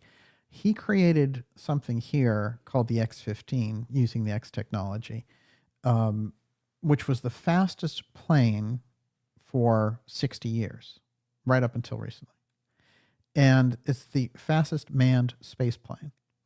And it's very interesting because Colonel Corso, when he came out with his book about Roswell and all the rest of it, said, oh yeah, they had Dornberger design this, and the idea was it was going to chase UFOs. That's why it had to be so fast. And so the whole program around UFOs has been operating in the background, but Dornberger, being at Bell Helicopter there in the Dallas area, and Michael Paine working for him and being basically his protege at Bell Aerospace, you know, this is very strange that Oswald happens to show up at the Payne household and all of the information and evidence incriminating Lee Harvey Oswald in the public's mind, even though it was never tried in a court of law, really, because, you know, they got rid of him real quick. Nonetheless, when you look at this, all the information, all the evidence that comes out of that house, the backyard photo with him holding a rifle, which is, I'm going to show is just 1963 Photoshop. All of that comes out of the Payne household, and that's Dornberger's protege. So think about the role then of that paperclip group saying, we got the intense technology going here. You know, we've got the high-end rockets. We've got all this space technology, and you want to share it with our enemies. By the way, you know, we just killed 28 million Russians in World War II. We don't want to share any of this stuff with them. You kidding? They're our enemies. So how much in that paperclip milieu of NASA did these people look at Kennedy and his approach to opening up to a joint moon mission with the Russians? How much of a problem was that? I think it was the ultimate problem. And that's why I think when you get around the planning in the background, the way that they were able to say we need to eliminate a national security threat, Kennedy's the national security threat to them, because they're like, we don't want to share our advanced technology. This is the problem. The problem is also they don't want to share that advanced technology with the public. That's why we haven't seen any of it. But they have a plan now to roll it out under the auspices of CIA whistleblowers. So, you know, this is very important not to inhale with that kind of whistleblowing. All right, what else you got? This is really important. Kathy Tittle says, my question is, how does this help us now? They're all dead, compromised, presidents forgave them, and nothing we can do about it. Like Atlantis, it's gone. They're dead. History repeat itself. Why is this important? Why is the truth important? You answered your own question when you said history repeats itself. Because unless you expose it, it'll just continue to happen. But if people understood that the Central Intelligence Agency assassinated President Kennedy on record and were held accountable in historical terms, yeah, the individuals are dead, but the system exists. You have to understand that. So that system is building to a crescendo. They're building to a peak. It's not like, oh, they did their thing and they just leveled off into society. They've grown from op to op to op. I mean, look at 9/11. You know, that's almost 30 years, 40 years after the Kennedy assassination. How much of an overreach versus the Kennedy assassination is that? I also want to point out something, that removing the president is, I can't tell you, you know, people have talked to me about different assassinations that have taken place and all the rest of it. And when you assassinate a leader like Martin Luther King, or you assassinate Bobby Kennedy, certain things are involved in how you do that type of executive action. But to remove a president, a leader of a country, kill him, and then point everything at a lone nut patsy, and then influence the entire country, that's a coup. That's the definition of a coup. So this is what the Central Intelligence Agency is good at. You know, that's what they had gone into, this overstretched, overarching program of assassination. And that's where Kennedy was saying, I don't want to do things by assassination. I don't want to assassinate Fidel Castro. I want to isolate him into a situation where he works more cooperatively with us, you know. And Kennedy had all kinds of strategies for adopting to things. He didn't want to use assassination as the tool du jour, as it were. This is part of the problem. I want to get into a couple of people in history who you may not have known through their deep research, thought that AEROSPACE had assassinated President Kennedy. Jim Garrison. Okay, the Garrison files have also been not let out by the CIA because they helped Clay Shaw escape any prosecution during that assassination trial that he held. Now, Jim Garrison's important for a lot of reasons. They made the JFK movie out of him. That's how we got the JFK Records Act and everything else. But what is also important, he's the only individual who's ever brought a legal trial against someone for the assassination of President Kennedy. And he understood that it was the Central Intelligence Agency that was involved. But there's a very important recollection in a book by the gentleman who was the editor of Ramparts magazine. and I like to put this on record whenever I get deep on the Garrison part, which is that Garrison said to him, and the guy's story is very interesting. Jim Hinkle, he had an unusual background, but that was a political newspaper that was sort of a big deal, a magazine in the 60s and 70s. Ramparts magazine. It was like Rolling Stone kind of. It was counterculture. And but a lot of political things came through that. And Garrison was working closely with him, and he said, look, I need to get this information to you. You have to write this down, that we've been wrong to overemphasize the aspect of Texas oil men and these other things in the assassination of President Kennedy. President Kennedy was assassinated by the aerospace wing of the military-industrial complex, and the whole thing was covered up by the CIA. That was his conclusion. That's what he came to at the end of his investigation. He came up against a lot of very unusual facts also. For example, the fact that Oswald, when Garrison went to interview a number of his colleagues there that he worked with at Riley Coffee Company, Oswald was telling them all, I'm going to work for NASA. Well, how is that? How is he going to go work for NASA? It doesn't happen. This is what they were telling him. You're getting set up to work for NASA. You just need to do this little sprint here in the Texas School Book Depository. It's a little intelligence operation. We'll let you know about it. Now I'm going to introduce you to the person who organized the op. And he is the top psychological warfare officer of the Central Intelligence Agency in 1963. His name is George Joanides. Joanides is very important because he was lost to history, and it was the Jefferson Morley journalist who found him almost by accident. When he was looking at the routing numbers for how these groups were getting paid, they all went back to a person named Howard, and they found out that Howard was Joanides.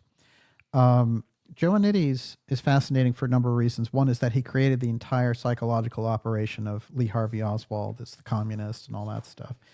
And he also brings us into the UFO file piece. But he's crucial. His 44 files with what he was up to and where he was, we found out through some files that were available that Joanides was in New Orleans when Oswald was in New Orleans the summer before the assassination, and he was paying a revolutionary group money for propaganda. So he's paying them $51,000 a month, which is $500,000 a month in today's money. Joanides organized the entire image of Oswald as a psycho and, a communist, and the one who was going to be so anti-American and pro-Russian that he was going to take out the president of the United States. And a number of the things that they used, like this false backyard photo where they inserted Oswald's head and all the rest of it, these are the techniques that they used to do it. And the people in the background who helped them out, like Life magazine and all the rest of it, they just put the picture of Oswald on the cover, with the rifle and all the rest of it. And America said, oh, okay, he's guilty, I guess.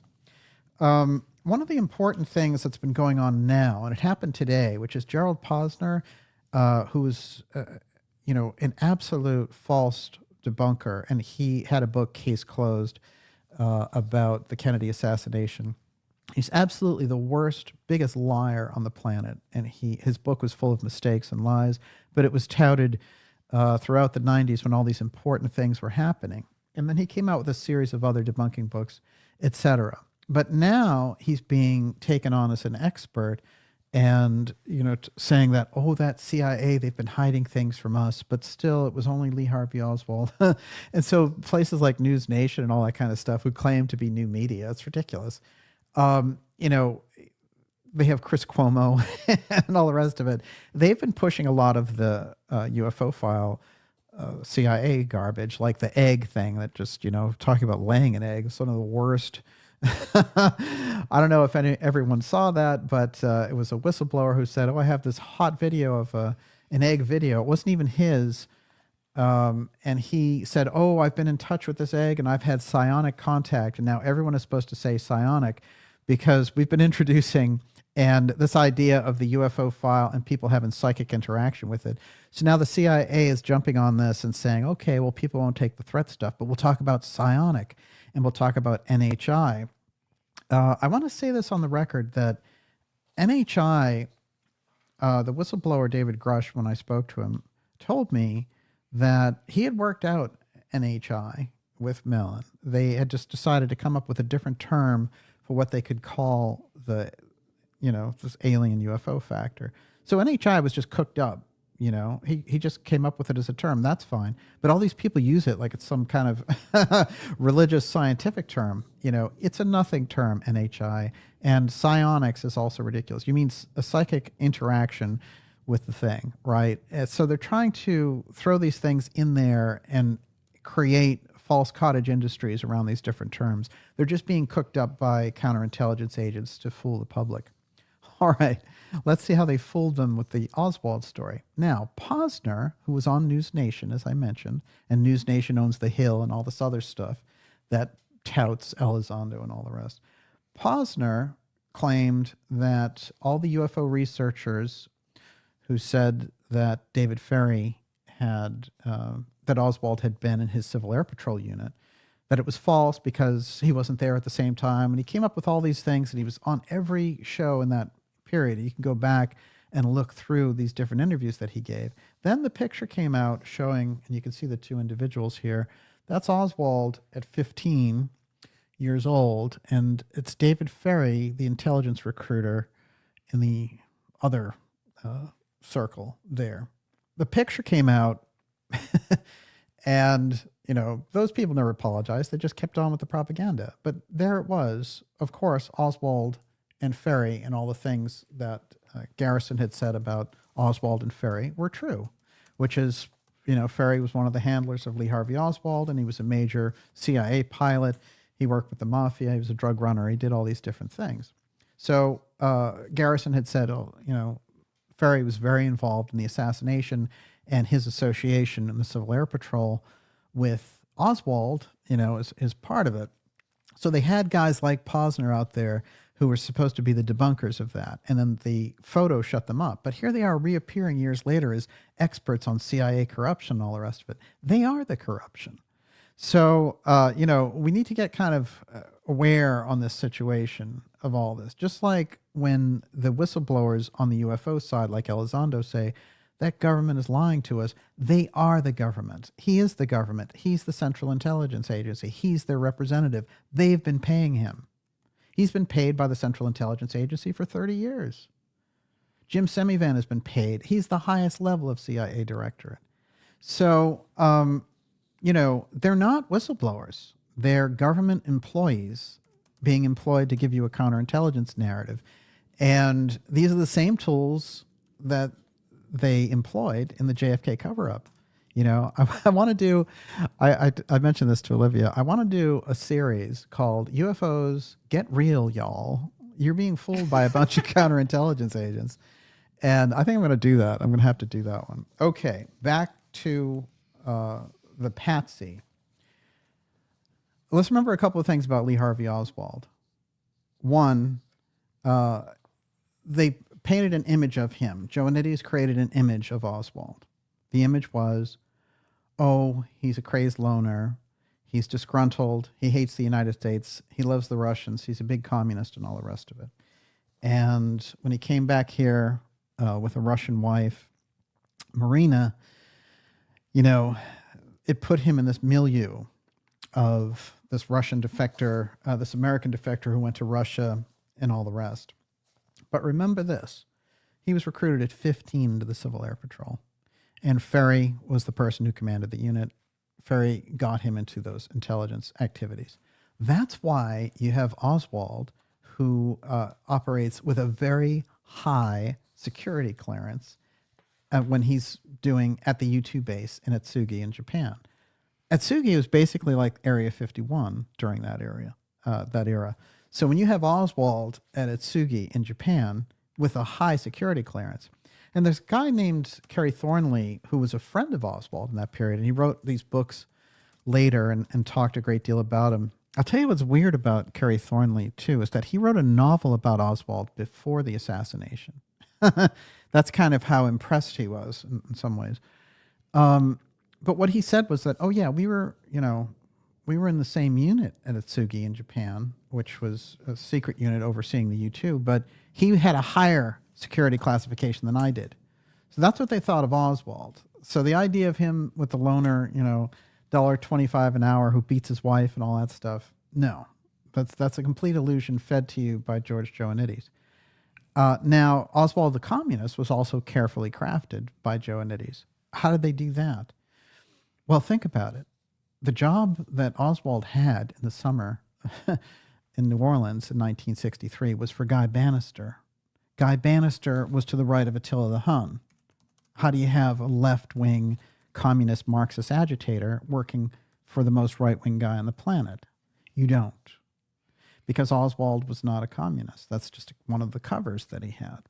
So as soon as the assassination took place, before there was any investigation, they could flash all the things that Oswald had done. Hey, he handed out leaflets for Free Castro, like Free Cuba and the Fair Play for Cuba and all that kind of stuff. And they were able to flash those interviews that he did and all the rest of it. But at the time, they were telling him, hey, this is how you're going to get into your counterintelligence work. You're going to be taking a deep cover, and you're going to be acting like a communist agent. How does that sound? So he did all that, and then they set him up for the assassination. Then they painted him with the brush of, oh, the crazy communist did it, and that's how they got away with assassinating the president, pushing a patsy out there, and the media buying all that. This is the thing that has fallen apart over 60 years. First of all, people didn't believe it anyway. But there has been, that media protection of this entire thing. Now, I want to say this because I mentioned earlier that Joannides, who organized the Oswald psychological operation, he got his lifetime career medal from the CIA from Bobby Inman. Inman, the deputy CIA director, who talked openly about knowing not only that we knew who was creating the UFOs, we knew who was operating inside. And he was very open with Timothy Good and other UFO researchers. Inman is still alive, by the way, and attended one of our secret space program conferences. This picture is the crucial picture for understanding what happened in the Kennedy assassination. Because Joannides is being rewarded there not just for setting up the Oswald project. He's being rewarded for being the person who, when these congressional committees are looking into the JFK assassination, they go and they say, we need some person who can help us sort these records with the Central Intelligence Agency, and they can't have been operational in 1963 or have anything to do with Oswald and any of that stuff. And they said, no problem. We've got George Joannides. He was the one controlling the intelligence. And so when he gets the Lifetime Achievement Award at the end of his life, it's one, hey, you prevented them from finding out about, not only did you accomplish the Oswald psychological operation, you prevented them from finding out about the assassination. The medal for his service, are you ready? In the November 7th filing, Machen also disputed the significance of CIA records. Now I'm jumping in on a legal case to get the documents about George Joannides, which was in court now. I think it's been going on for 16 years in some fashion. And at one point, Professor Scott was part of the court case. And the person who booted the court case out originally, by the way, is one of the Supreme Court justices, Kavanaugh, that was appointed. He was the one who said, no, you can't have the Joannides records. That's interesting. Okay. Machen also disputed the significance of CIA records released under appellate court order in 2008 that revealed Joannides had received the CIA's Career Intelligence Medal in 1981. In a previous filing, I argued that the previously unknown honor reflected official approval of Joannides' actions in 1963 and in 1978.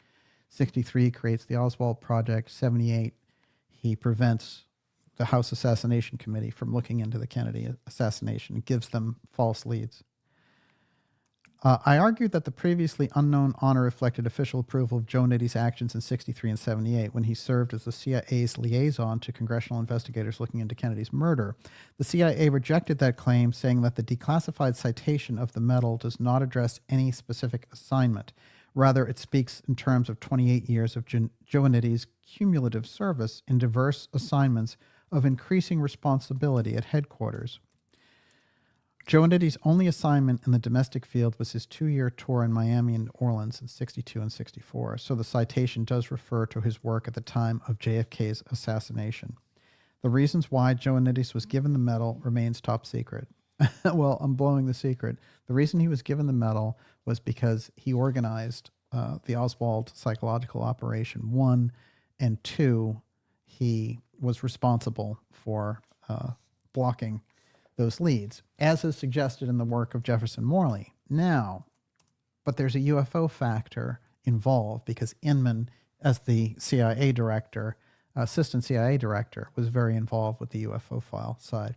That's why he's giving. So there's something about Joe Nitty's career achievement model when he is blocking information around the JFK assassination, which means, hey, you got us out of that JFK assassination pinch. That also means, you saved the UFO file secrecy. Nicely done. That is an X-Protect, a grand move on the part of X-Protect. But remember this, we weren't even supposed to know the name of Joe Nitty. No one even knew who he was. He was discovered by accident. And a lot of those, a lot of different newspaper headlines still go out with 5 decades later, some JFK probe files still sealed. It's the Joe Nitty file. Those are the 44 records that we need, full with no redactions. When you open up Joe Nitty's, you're going to explode the entire case. Make no mistake about it.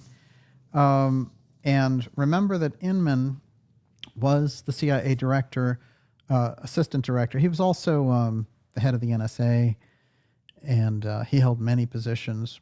He's still alive, and he's someone who can be put under oath to say, why did you give Joe Nitty that? Because he did show an openness talking about the UFO file to Timothy Good and others. So that was an early effort on the part of the CIA to get that CIA threat piece going. Okay, one other thing I want to mention about Joe Nitty here in this segment is that we have to remember that in terms of the records and the operators, it's very vague. They've tried to keep us wrapped up around certain individual and personalities and things, and once in a while you hear that, if we could just get more information about George Bush.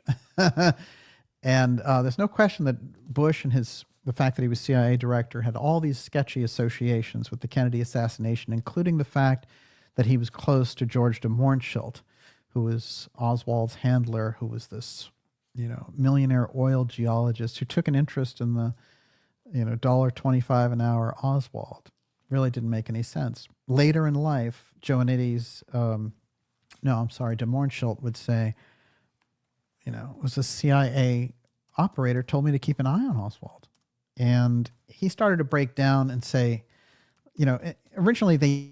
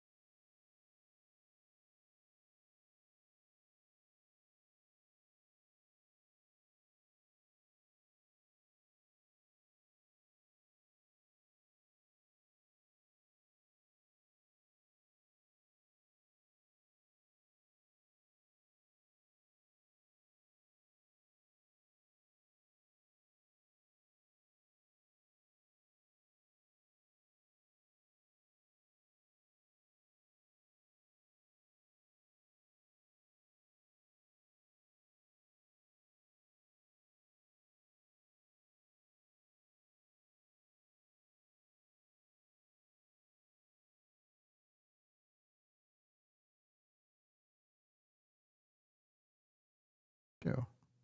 Are we back? Can you hear me? That is the question. Are we back? What do they say? Can they hear me? Okay, hold on. What do they? I don't know. I'm refreshing. Yeah. Why don't you look at the actual? Is it there? I think so. Okay. Good. Can they hear me? Okay. Good. Okay. All right. Wow. Well, that was Whew. All right. Well, isn't that interesting? That has never happened before. No, it jettisoned the session and my own screen went black. It rebooted the computer, but because I hadn't signed out of StreamYard, I was able to get back in here. So there we are. Someone says back in black. Okay. But so you're reassuring me you can see me and hear me, correct? It looks good. Okay, good. Fantastic. Everyone, you're watching the Dark Journalist Show. This is Dark Journalist X Series episode 186. It's JFK Records UFO file bombshell release, and it is a bombshell. And when you get into Joe Anitti's and the records that need to be released there, I'm not surprised in a way, but that was definitely, let's say we'll put it under the category of highly strange, high strangeness, as it were. So I'm going to, what I'm going to do here is I'm going to bring in the Ling Temco Vout LTV information, and then we'll take your questions. How does that sound? Sounds good. Excellent. All right, super. And thanks for hanging in there, everyone. I think when I get to thinking about the tech aspect of that, it makes no sense at all because once the session had rebooted, I shouldn't have been able to even log back in. So I don't get how this is working, but nonetheless, I'll take it, right? Mm-hmm. I'm going to take this opportunity to say, go to darkjournalist.com and sign up for our newsletter. That's a free newsletter and keeps us in touch regardless of any blackouts here in social media. And we'll be able to deliver these things to you through our direct pipeline. And we'll let you know once a week what's going on there as well. Okay, so we certainly laid some groundwork there about Joe Anitti's, Bobby Inman, the UFO file, and those aspects. I want to include a very unusual section on Ling Temco Vout, which was owned by the person who owned the Texas School Book Depository, D.H. Byrd, who is the cousin of Admiral Richard Byrd. Now, in my latest documentary, JFK, The Final Speech, I do a whole section on Admiral Byrd and the D.H. Byrd strangeness and the death of the son of Admiral Byrd. So that's all in there. I'm not going to get into that aspect tonight. What I'll show you is that LTV was a very advanced aerospace group and that they did swimmingly well after the Kennedy assassination. But way before it, they were designing models of what looked like early UFOs, clearly, and we could be looking at a major crossover. And what I'm also going to show you is that the people involved at the scene, for example, when Oswald got shot, for example, in setting up Oswald, and at the scene of the shooting at the Texas School Book Depository, all seem to have some tie-in with Ling Temco Vout. And I'm finding that more and more suspicious, including Jack Ruby himself. Okay, so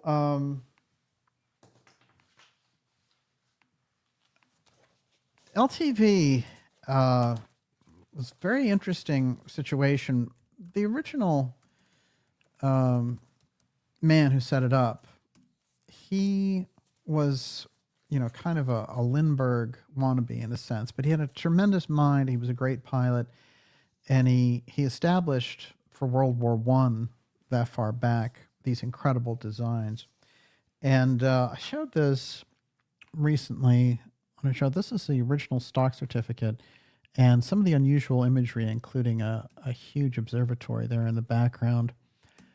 And LTV, when you go through their various aerospace designs, this one called the Flying Pancake. I want to tell you this about the Flying Pancake. In so many UFO stories, including the Betty and Barney Hill story, what does he say? It looks like a flying pancake. Mm-hmm.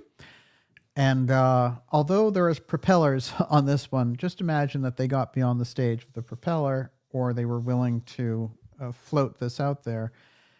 And these very advanced designs for the flying pancake come directly out of 1946 development of Ling-Temco Vought.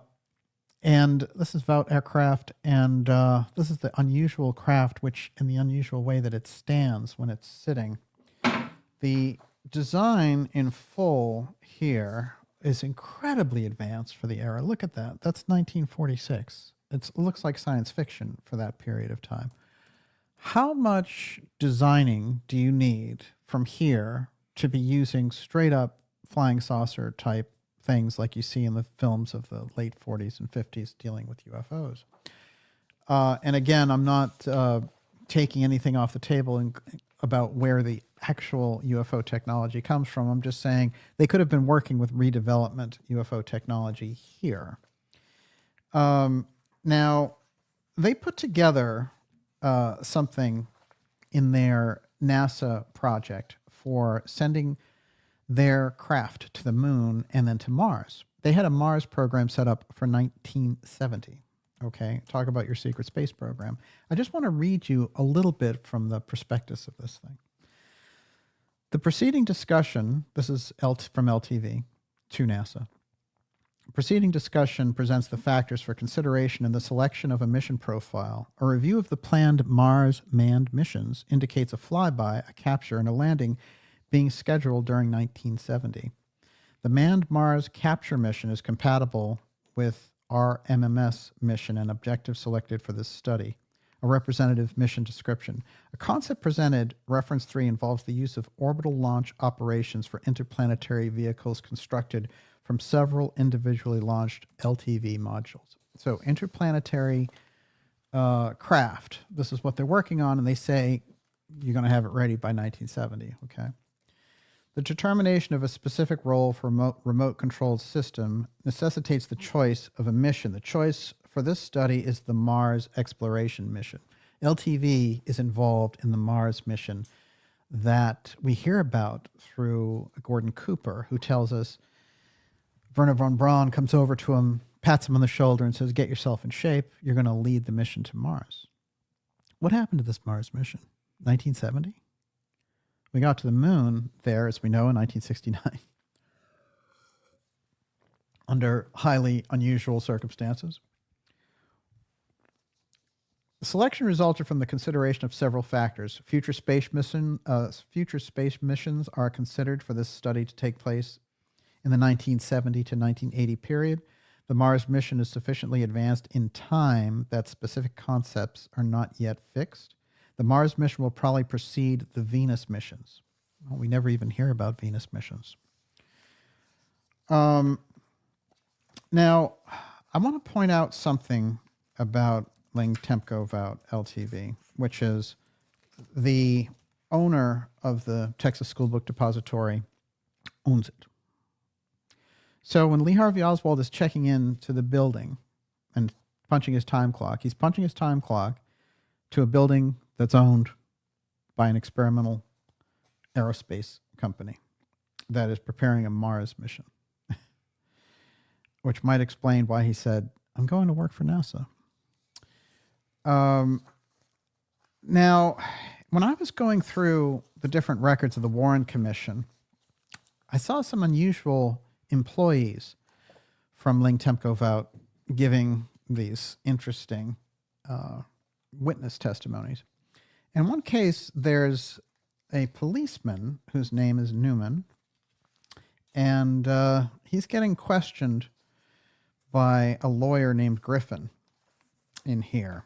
And his full-time job is an engineer at LTV, but he volunteers as a cop in the police reserve. No, they don't pay him. But this guy was a crucial character when Oswald got shot. He was standing right in the line of fire, the whole thing. He controls the scene afterwards. And they bring him in. I'm going to show you how LTV personnel are all around this assassination. I'm going to read just a little bit of this testimony, show you a little bit of Bird, and then we'll go to your questions. How's that? Right. Just voluntary cop? Yeah, isn't that? Now, I'm going to read you a little bit about that. Mm-hmm. So Mr. Newman says to him, how did you go through, a training program before you became a member of the police reserves? Mr. Newman, yes. Mr. Griffin, how long was that training program? Newman, approximately 9 months. And how often did you go to school? It was 2 hours a night, 1 night a week. Do you have any compensation in connection with your services on the police reserves? Newman, none whatsoever. Free cop. Mr. Griffin, why does anyone want to be a member of the police reserve? Mr. Newman, well, civic responsibility, I guess. Mr. Griffin, are there any little side benefits of any sort? Well, yes. You mean in the way of favors, this type of thing? Mr. Griffin, no, I don't know. Not necessarily that, but what? I enjoy it because I do offline work, office work, indoors, and this is a way of getting out a little into something to break the routine. So I spend all this time, 9 months, training to be a cop. Then I'm a cop for free because it breaks the routine. Are there favors and whatnot that you can give an account of? Oh, outside of being overlooked for a traffic violation? I don't know of any. And that's Griffin, the lawyer, comes in. I don't want you to paint yourself too good in this way because we had one guy who came in here and painted himself real good and found out he was making a mistake. So they have this kind of almost hostile back and forth, oddly enough, in the questioning.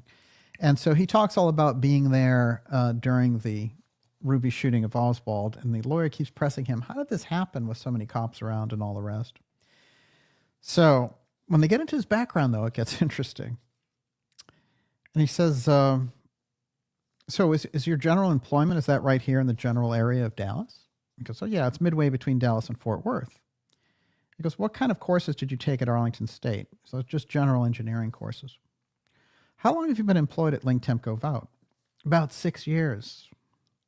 Can you tell us something about the nature of your duties with your employer? I'm a design engineer and lead man. I'm responsible for 4 or 5 draftsmen on a given project. What do you mean you're a design engineer? What sort of things do you do? Well, it's mechanical design of high-powered transmitter, radar transmitter, mostly electronic circuits. And so he goes on to talk about these electrical schematics and all the rest of it. What you end up finding out is that he's working directly on their aerospace program. Now, this is a cop who's set up there at the Ruby shooting of Oswald to make sure, you know, things go smoothly, as it were. He's not even a real cop in this sense, is that he's a reserve cop. He's not a paid policeman, but he's an engineer at LINCTEMP Out. So if we see them moving these people into position in order to create this. He's a cop for fun. He's a cop for fun, yeah. Exactly. All right. So at the end of it, of all the questioning, the lawyer starts to say, I don't believe your answers, which I think is extraordinary, and I don't see it happen very often in the Warren Commission. And so Newman starts to protest. He says, well, I certainly don't appreciate your accusations. I've given you all that I can to the best of my memory for 4 months. Mr. Griffin, I want you to regard yourself as still under the obligation to appear and that you are already under by virtue of having waived any notice here. And I would like to recess and continue. And then Newman's like, may I ask what you're getting at with this line of questioning? And then the lawyer says to him, well, frankly, after having sat here for an hour and having listened to this testimony, my own personal opinion is either you have absolutely not telling the truth or plenty of other people who have been in here aren't telling the truth. Somehow I'm going to see how the devil we can reconcile these differences. This strange cop who was, as we said, a reserve officer not getting paid, he's an engineer at LTV, and he's right in the center of the heart of the Ruby shooting of Oswald. And for some reason, he's lying his head off to the lawyer, to the point where the lawyer protests. So when he brings him back in, he starts to ask him, do you know the different cops who were there that night? And I'm going to go a little further with this because I found it so interesting. Griffin, do you know an officer on the police force named Blackie Harrison? Newman, no, I don't. Do you recognize Chief Batchelor when you see him? I don't think I could. Mr. Griffin, do you recognize Captain Butler when you see him? No, I don't. Do you recognize Captain Jones? No, I don't know him. Do you recognize Officer Lowry when you see him? I don't know him. These are all the people who were there when Ruby was being escorted in to shoot Oswald. Do you know any of the officers in the Juvenile Bureau? I would know one if I saw one. Do you know Detective Miller in the Juvenile Bureau? No. Would you recognize the name of this guy in the Juvenile Bureau if I gave you his name? No, as far as I know, I've never heard it. I've only been in there, I think, twice. The lawyer, I want you to come back tomorrow night, and I want to question you some more. He's not satisfied with any of these answers. I found all that back and forth very interesting. When I went into the witnesses who were placing Oswald in different places, like, for example, the person who placed him on a firing range on October 23rd before the assassination, and gives this description of this guy taking all these amazing shots and all the rest of it. This guy was an engineer of Ling Temco. So now we have LTV right in the middle of the heart of things. But as I said, they're mostly in the heart of things because the owner of LTV owns the Texas School Book Depository. Everyone, you're watching the Dark Journalist Show. This is JFK Records, UFO File, Bombshell Release, X Series Episode 186.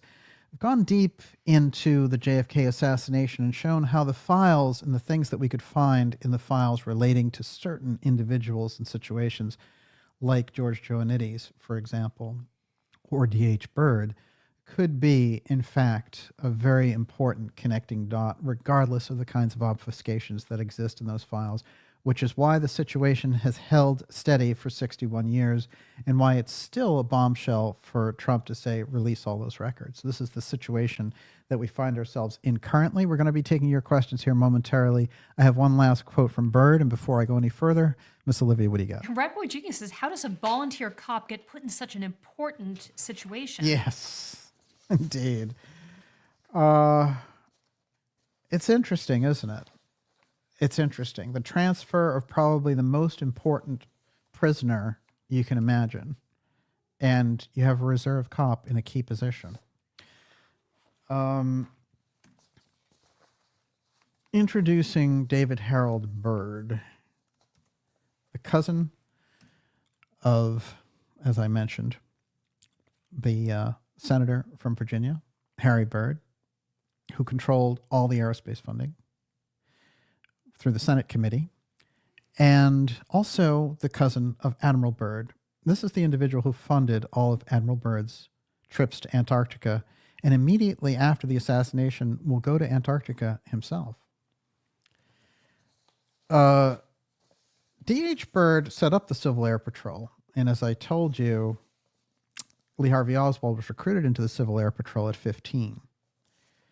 So when he shows up for work, as I said, he's working for an experimental aerospace company owned by D.H. Byrd, but he also is punching the clock to the person who set up the Civil Air Patrol, where he was recruited into at a very young age.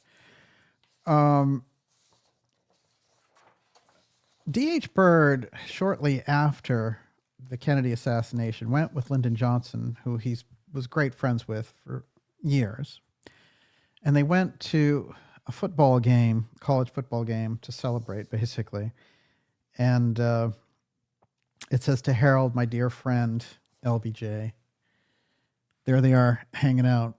D.H. Byrd is very important because of his ownership of the Texas School Book Depository and the unusual background and relation to space that he has.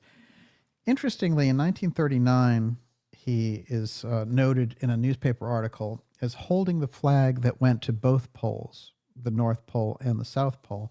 This flag will eventually make it to the moon as well.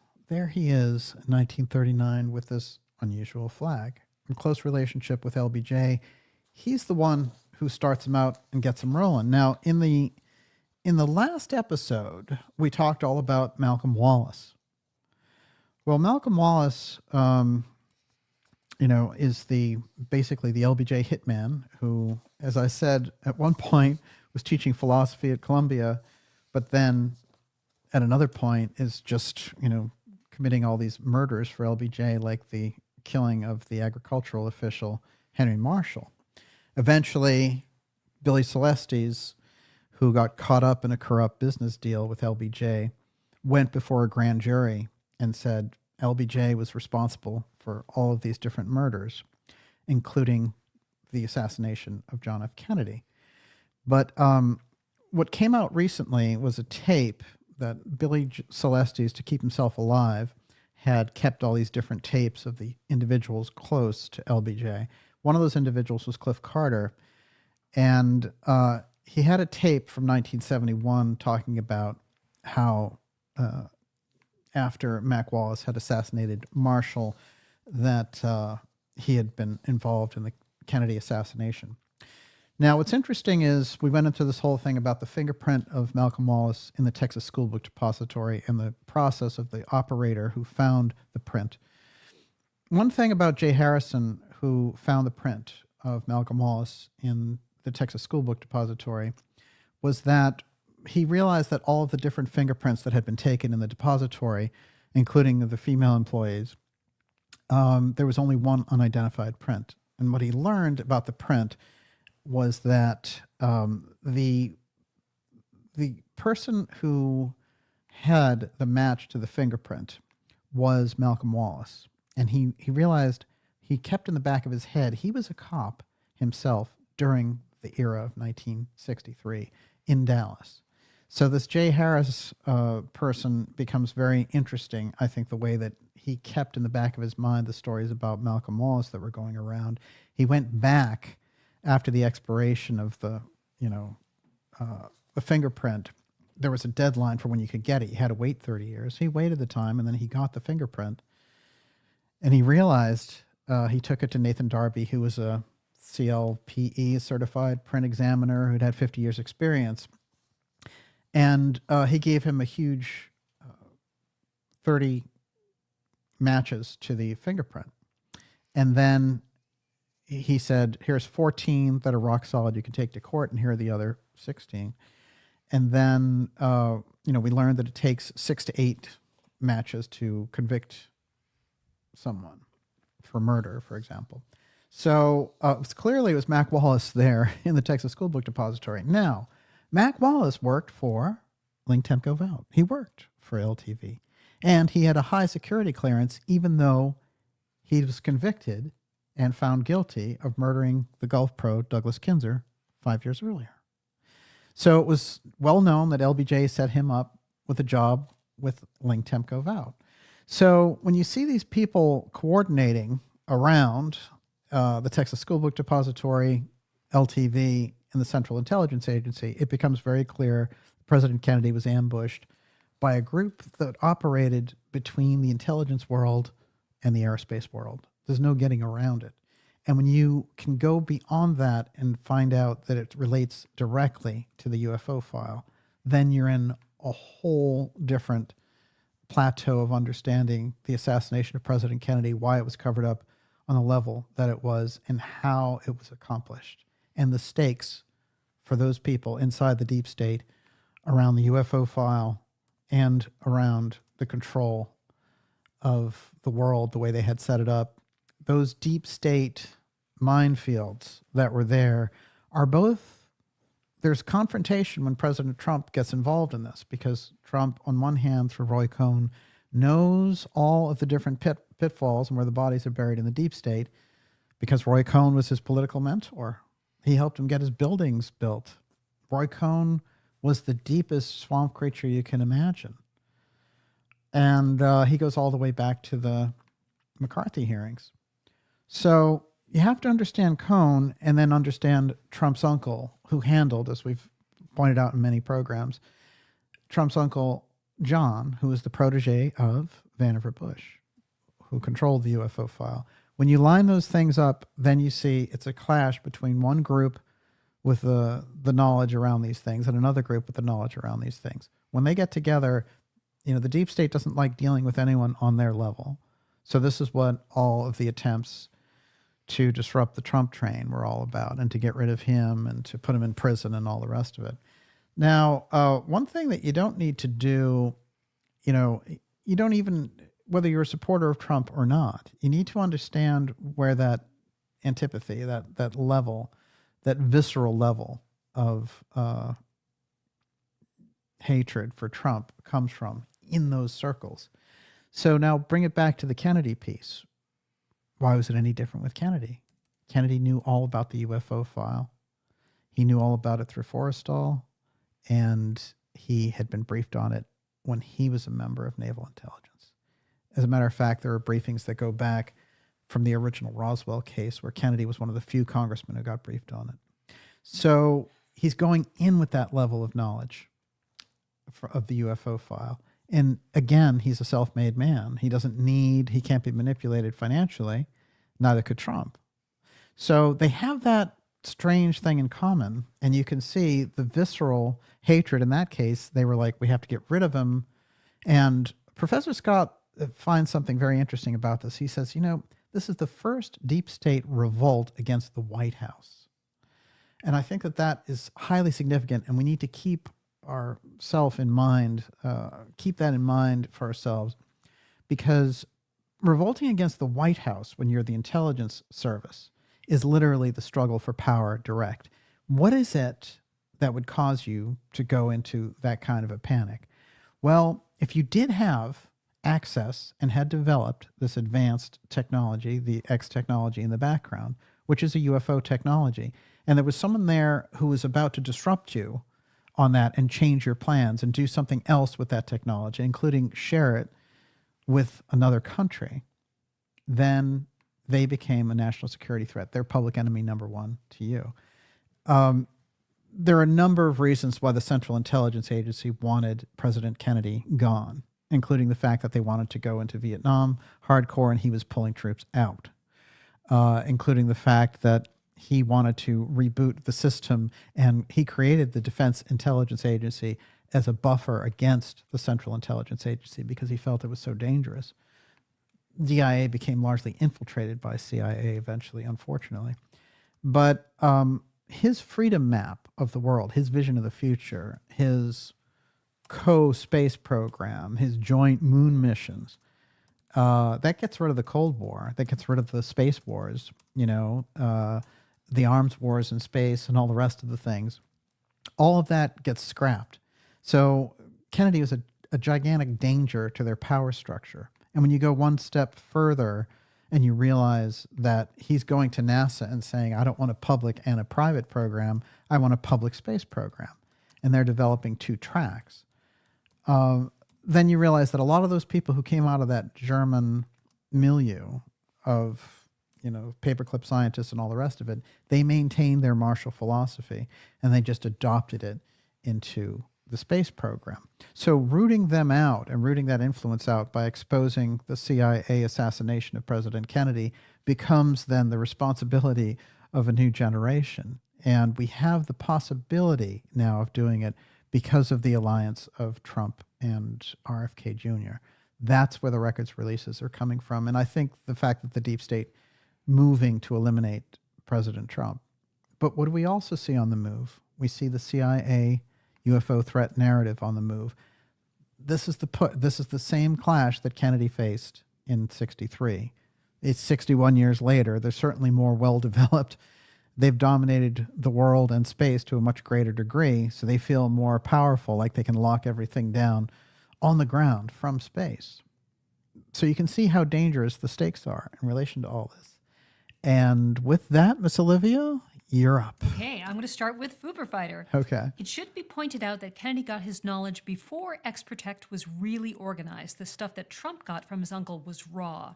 The stuff he got since then has been curated. Yeah. Oh, yeah. I mean, it's gone through a number of different changes, and that is important. I do think that when you're looking at certain eras of how the UFO file got rolled out, 47 is the period when it's just ubiquitous because of the Kenneth Arnold sighting. And then the sightings start, including the Roswell crash. It becomes to a point where they can't, hide it from the public. So they need to come up with different committees and things looking into it, and Blue Book and all that stuff. Remember, you had Real Blue Book, which was the actual, CIA Blue Book. And then you had Project Blue Book, which is, riffing off of the Real Blue technology program in the background. But it's just the public explanation. Oh, you just saw the planet Venus or whatever it happened to be. Now, when you look at this from the point of view of these people seeing this advanced technology in the national security state and being freaked out on it on their side, that's one way to look at it. But you can also see that maybe there was a split going on in terms of the advanced aerospace technology that was available inside that national security state, and some groups started to run it. So you can see it on one hand as you could have off-world visitors, and for some reason, after our atomic explosions, they come in huge waves. You can look at the situation that way. There's a lot of support for that. But you can also, in addition to that, say, well, let's suppose the national security state got their hands on an off-world craft, for example, redeveloped it, and had the advanced technology. We know that a number of groups in that handing down of the UFO file from Vannevar Bush and others claimed that they were doing this. Sarbarker said, yeah, not only that did we redevelop the craft, but when we deconstructed the bodies, we find that they were made of, they were like insects. Somebody had built them. So like insect androids, as it were. So you have to keep that in mind when Sarbarker says that in the 80s. He's going back and looking back, and he was the top physicist in the 50s. So if he's going back and saying that, he's like, not only that, but Vannevar Bush was in charge with it. And then he mentions the lineage of how that file is carried out. So, and he also is like, I don't know why this didn't get disclosed. It was the absolute top secret. It was above nuclear secrecy. So it was a higher secret than the atomic bomb. But he thought after 30 or 40 years, the whole thing would be disclosed. He died shortly after disclosing it as well. So, we keep that in mind. You also have to admit that some of the narratives we've put down about the Cosmos Club discovering ancient technology, and even some of the things that come directly out of the Casey readings about the Atlantean technology operating even in Ezekiel's time, and that what Ezekiel is seeing is, it's not ancient aliens, it is an Atlantean craft. It's, this is what he's witnessing. So when they ask Casey when he's in trance, you're talking about these craft that are flying everywhere. Can you give us some idea of what they were like? And Casey's like, well, it's exactly what Ezekiel described, but that was much later, just a much later date, but it's the same tech. So somebody kept it. So you have to include these things, which none of that got included with the rollout of the UFO thing. It went straight to sci-fi narratives. And, it was largely promoted that way. But what was interesting to me was the same people who were shutting it down and saying, don't discuss this, or, the Men in Black situations, telling people to shut up about what they saw and all the rest. For some reason in 2017, that New York Times, Mellon, Elizondo, operation, CIA psychological operation to get everyone into UFOs, tells you that something changed on the inside. And you could describe this as the breakaway group ready to break back into the public and come in with a story. So they've developed this technology with our money in the background for 80 years. Now they come back to us with a story. And the story is, oh, these dangerous aliens were out there. We've been fighting them for you, and, lose a hero and all that bollocks. So this is the nature of the problem. Yes. Project Redfoot, is the Mannlicher Carcano versus Mauser rifle controversy a lie? Honest question. No, we've reported on this in a couple of documentaries. If you want to get into the mechanics of the case, there's so many inconsistencies. So Roger Craig is a deputy. He's one of the first people into the Texas School Book Depository. He, with the policeman Seymour Weitzman, who's a rifle expert, finds not a Mannlicher Carcano. He finds a 6.5 Mauser, and he recounts the story. Roger Craig was bumped off a little while after that. The same method that was used on Henry Marshall, which is the bolt-action rifle shooting himself in the chest. So that is what's on record. And they both had affidavits. So the rifle that was found was a Mauser. In the early reports, you hear Walter Cronkite saying, Mauser this, Mauser that. So there's no question about that. Now, later they changed it because somehow somebody didn't put the right rifle there. It was supposed to be this Mannlicher Carcano. They could track to Oswald's P.O. box. Now, here's what's interesting that Professor Scott deduced from what Oswald was doing.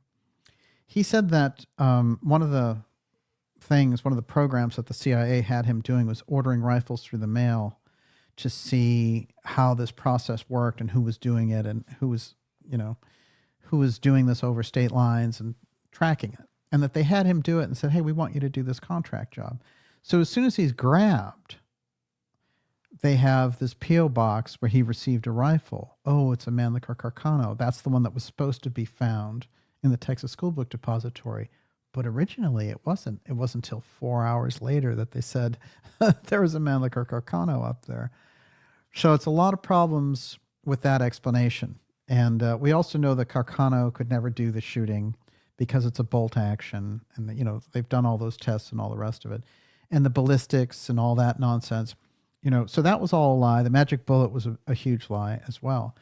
But what's interesting is that Arlen Specter, who came up with the magic bullet lie, if you take on a lot of the UFO researchers, like people like Stephen Greer and the things of that, they all say that the intel that they have about these different senators and things, they all say that Specter was inside the MJ-12, the group managing the UFO file. So it's interesting to me, there is a crossover. There's a very interesting crossover between the UFO thing supporting the JFK assassination and this other kind of almost ancient technology trip. And I'm going to tell you, it happens all through this character of Luis Alvarez as well. Now, Alvarez is a very interesting physicist back there, and he's part of the Robertson panel who studies UFOs, and he's a big piece of that. So he's studying UFOs for the government. He's the one who comes out and claims that the shots from using his physics stuff, that the shots came all from the depository. He's the main person that Life magazine uses. 10 years after that, you're going to find him trying to find, through cosmic energy, passages, secret passages in the Great Pyramid. So Alvarez is part of this too. There's a weird movement of people, and it works something like this. They are associated with the UFO file. They're associated with the Kennedy assassination. Somehow they're associated with secret archaeology. It's a very, very unusual pattern. And I can point it out. There's a number of different people involved. Another weird thing I'll say about Alvarez is he was observing the dropping of the atomic bomb in Nagasaki. He's one of the observers. So he's on a different plane watching. So think about this kind of a character. Yes, Miss Olivia. Right, I just want to throw this in. Roger C. says, the best U.S. military snipers and marksmen were tested in reenactment, and none could pull off those shots. No. Well, first of all, there were 6 to 8 shots that were fired in Dealey Plaza. That's where you get the actual wounds from. The thing that Arlen Specter came up with, the magic bullet, it's a punchline, it's a joke, and everyone knows it's a joke. So it was a lie, but that you understand that it's only through the magic bullet that you can say Oswald was the sole shooter, because there's all these different wounds in Kennedy and Connolly that can't be accomplished unless you have the stupid magic bullet making 7 wounds, which is absurd. So if you don't have that, if you didn't have the phony magic bullet thing, you couldn't say Oswald was a lone shooter. This is the thing that they needed. And there are layers also to how they rolled it out in the beginning, because the early group, the first story people, they were getting, from intelligence and all the rest of it, they were getting their ultimate dream, which was Oswald was a commie. He killed the president. He was a stooge for Castro, but now we can go in and invade. Simple. This was the thing that they wanted. So then the people who actually planned the master plan, though, had multiple levels, because after they used all those people who thought they were getting this invasion of Cuba, they could say, oh, we need to tap down the whole story about Oswald. We need to get rid of his background and just say he was a lone nut, because if you don't, it's going to cause a huge war with Cuba, which will lead to a war with Russia. That's how LBJ lied and got Warren, or Justice Earl Warren, to head up the Warren Commission, who did not want to. And he was found in tears after he left, because the president forced him by saying, if you don't do this, there's going to be a nuclear war with Russia, and it'll be your fault. So you see how they worked. They covered themselves incredibly well, because originally, to get the thing in place, they promised these people we're going to use Oswald as the stooge. He's the fair play for Cuba guy. We had him doing that whole thing. You guys are going to get what you want. You get to invade Cuba. And then when that goes to happen, they use these other people like Justice Warren and all the rest, and they say, oh, you know, you're going to... It's going to be that it'll be found out that Oswald was sent here by Khrushchev to kill Kennedy. It'll start a war. You're going to have to say he was a lone assassin. And so their training of Oswald, all the stuff that they did to portray him as a communist and all the rest, goes out the window. I'm going to tell you a weird story, because it's it's weird story time. One of the weirdest things that I've looked into around Lee Harvey Oswald is a completely hardcore real account by a family in North Dakota who came out as soon as they saw him on television and said he lived right next door to us. And he and his mother, Marguerite, except we called him Harvey. His name was Harvey Lee. And in that background, if you go into it, it's a very unusual story, and they're rock solid people, and their story about him is rock solid. But North Dakota, there's no North Dakota anywhere in Oswald's background. Well, when they go through this whole thing, there's even a story back there about him going into this town in North Dakota, the public library, the town they lived in, because they lived next door to each other for 3 years. You know, it's so weird about Oswald's different school records, because he's in school in New York, he's in school in New Orleans, and he's in school at Texas all at the same time. Well, it's kind of interesting. How many of there are you, Lee Harvey Oswald? Well, in the North Dakota story, it's interesting because they tell this other story about, oh yeah, there was this occasion where he went into this library in town, and he starts freaking out, and the police have to drag him out, and it's all because he can't find the works of Karl Marx in there. So they could paint this story. They were building a story of this other Oswald, who was also a Marxist and all the rest of it. But then they were like, scrap that. We want this. We want to do this Texas, New Orleans one. But whoever that other one was, he also had this backstory of, oh, he loved communism so much that he was dragged out of the library by the police for looking for a Karl Marx book. So you see, it's very thick, the way that the intelligence agencies can use a person. And they can also create a legend by incorporating a number of people playing the role of that person. It has to be kept in mind. And it's the highest level of intel stagecraft. That's what Joe Anitti's created. So you have to, that's where he's getting the career medal at the end.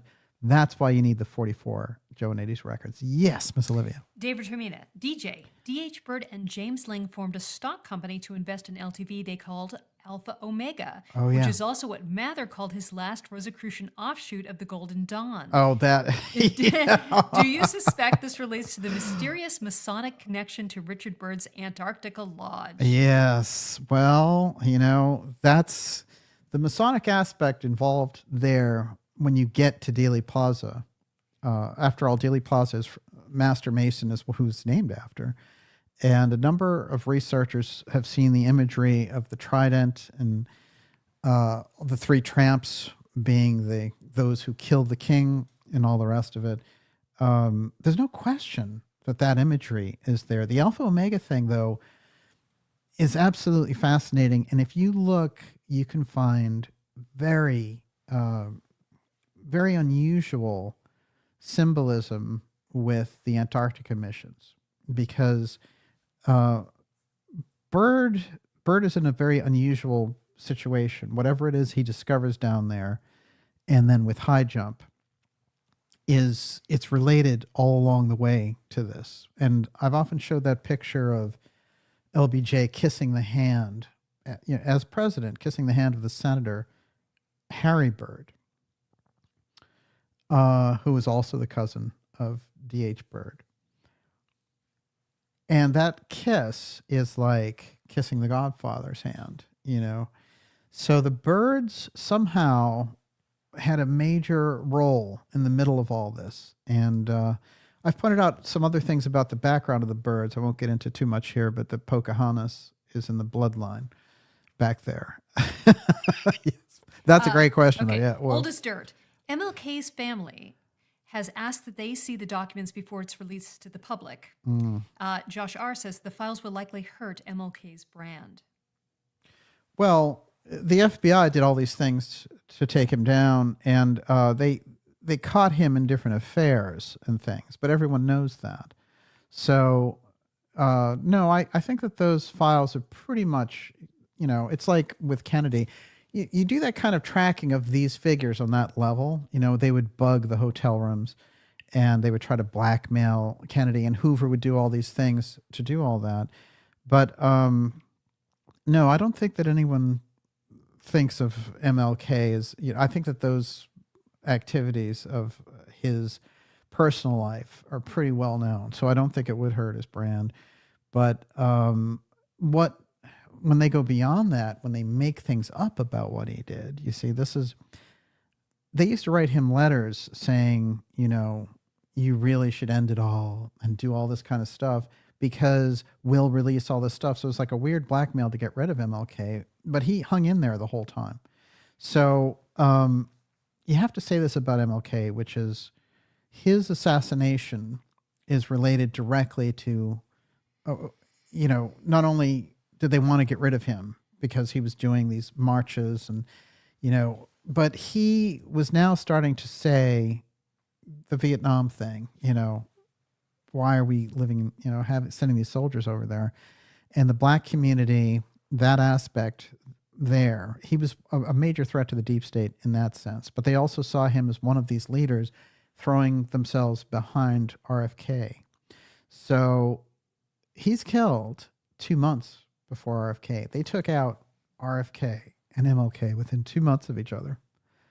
That is a season of assassination. And just before LBJ gets out, he knows if I'm standing here and I win and I'm a recipient of another presidency because of a Kennedy death, people are going to look into it. I think we're just so much more mature as a culture when it comes to MLK being a womanizer, and recordings of him cheating and whatnot. Yeah. Like we can, this is post-Clinton. We can completely handle this. Well, there's a thing there with Hoover tried to, he wanted the dirt on MLK, and he tried to manipulate him to drop out of public life by doing this. But I think, and he suggested he tried to leak it here and there, but he did not. The timing was never right or whatever it happened to be. They decided we're not going to discredit him. We're going to assassinate him. And, but he had accomplished so many things. He had already shown peaceful non-resistance. And, his accomplishments were off the charts. Yes. Okay. Wesley Fick. DJ, what if the records don't show anything about the UFO file / aerospace industry connection? Well, none of the traditional Kennedy research does. It's all because you employ, if you're me, you employ dark journalism to find it, right? And that is the issue there. It's not that they're going to come out and say, yes, we are the CIA. Yes, we assassinated him over the UFO file. But in their records, there's something. There's some aspect that's going to connect them in deeply, and they don't want to reveal it. Now, if it's true, like some people say, well, there's nothing in those records, they would have just wiped them out. Why wouldn't they have released them a long time ago? No, it doesn't add up. There's certainly something in the records. Yes. Cardell P. Kennedy grew up around powerful people and knew what they were capable of. Why didn't he know what could happen to him? Well, he knew he was at war with the deep state and Central Intelligence Agency. And I don't know. I mean, I think that some of the Secret Service stripping of him in Dealey Plaza is part of the ambush. So when those forces come together to do that, Can we talk about the other plots that happened in other cities? Well, there's no question about it. They had another Oswald set up in Chicago, and he he was an ex-Marine who was disgruntled, and they were setting him up, and there was a building that Kennedy was going to go by, a high rise building. The guy was going to shoot him out of the window and all the rest of it. But something weird happened where he blew a red light, this other Oswald. And it's very odd because he was in the Korean War and, he was unstable and all the rest of it. But because he blew the red light, he got stopped and they found all the weapons in his car. And then they figured out, they went to his hotel room and they found this whole plot. And what's interesting is supposedly the plot in Chicago was foiled. Abraham Bolden tells this story, who was one of the Secret Service people around at that time. And he says the informant that we were using to foil the assassination plot in Chicago's name was Lee. And it just makes you wonder about Lee Harvey Oswald and the way he moved in these different circles. Was he feeding information directly to the FBI or the intelligence agencies, being like, I'm keeping an eye on these people that are involved in the assassination business? And was he thinking, oh, hey, I'm going to give them this secret intel by infiltrating these groups? Instead, what they would do is they would turn all of that on him, make him look like he was guilty of shooting, at General Walker and all this nonsense that they laid on him. It looks to me, Oswald was a very interesting patsy in this sense because they had used him, they had set up, by putting him in the Soviet Union in the first place, they had set him up as a patsy to be used later. So they were working for a long time with Oswald. As a matter of fact, there's a couple of years as a young man that he spends in an orphanage. And I just wonder, when you look at Oswald, how early they had identified him as somebody who was ideal to use. One thing that is known about Oswald, he was incredibly cool under pressure. And it's just part of his personality.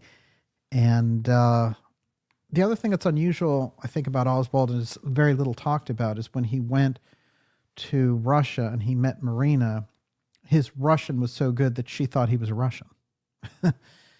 How good did that Russian have to be? And why were they training him to be that good with his Russian?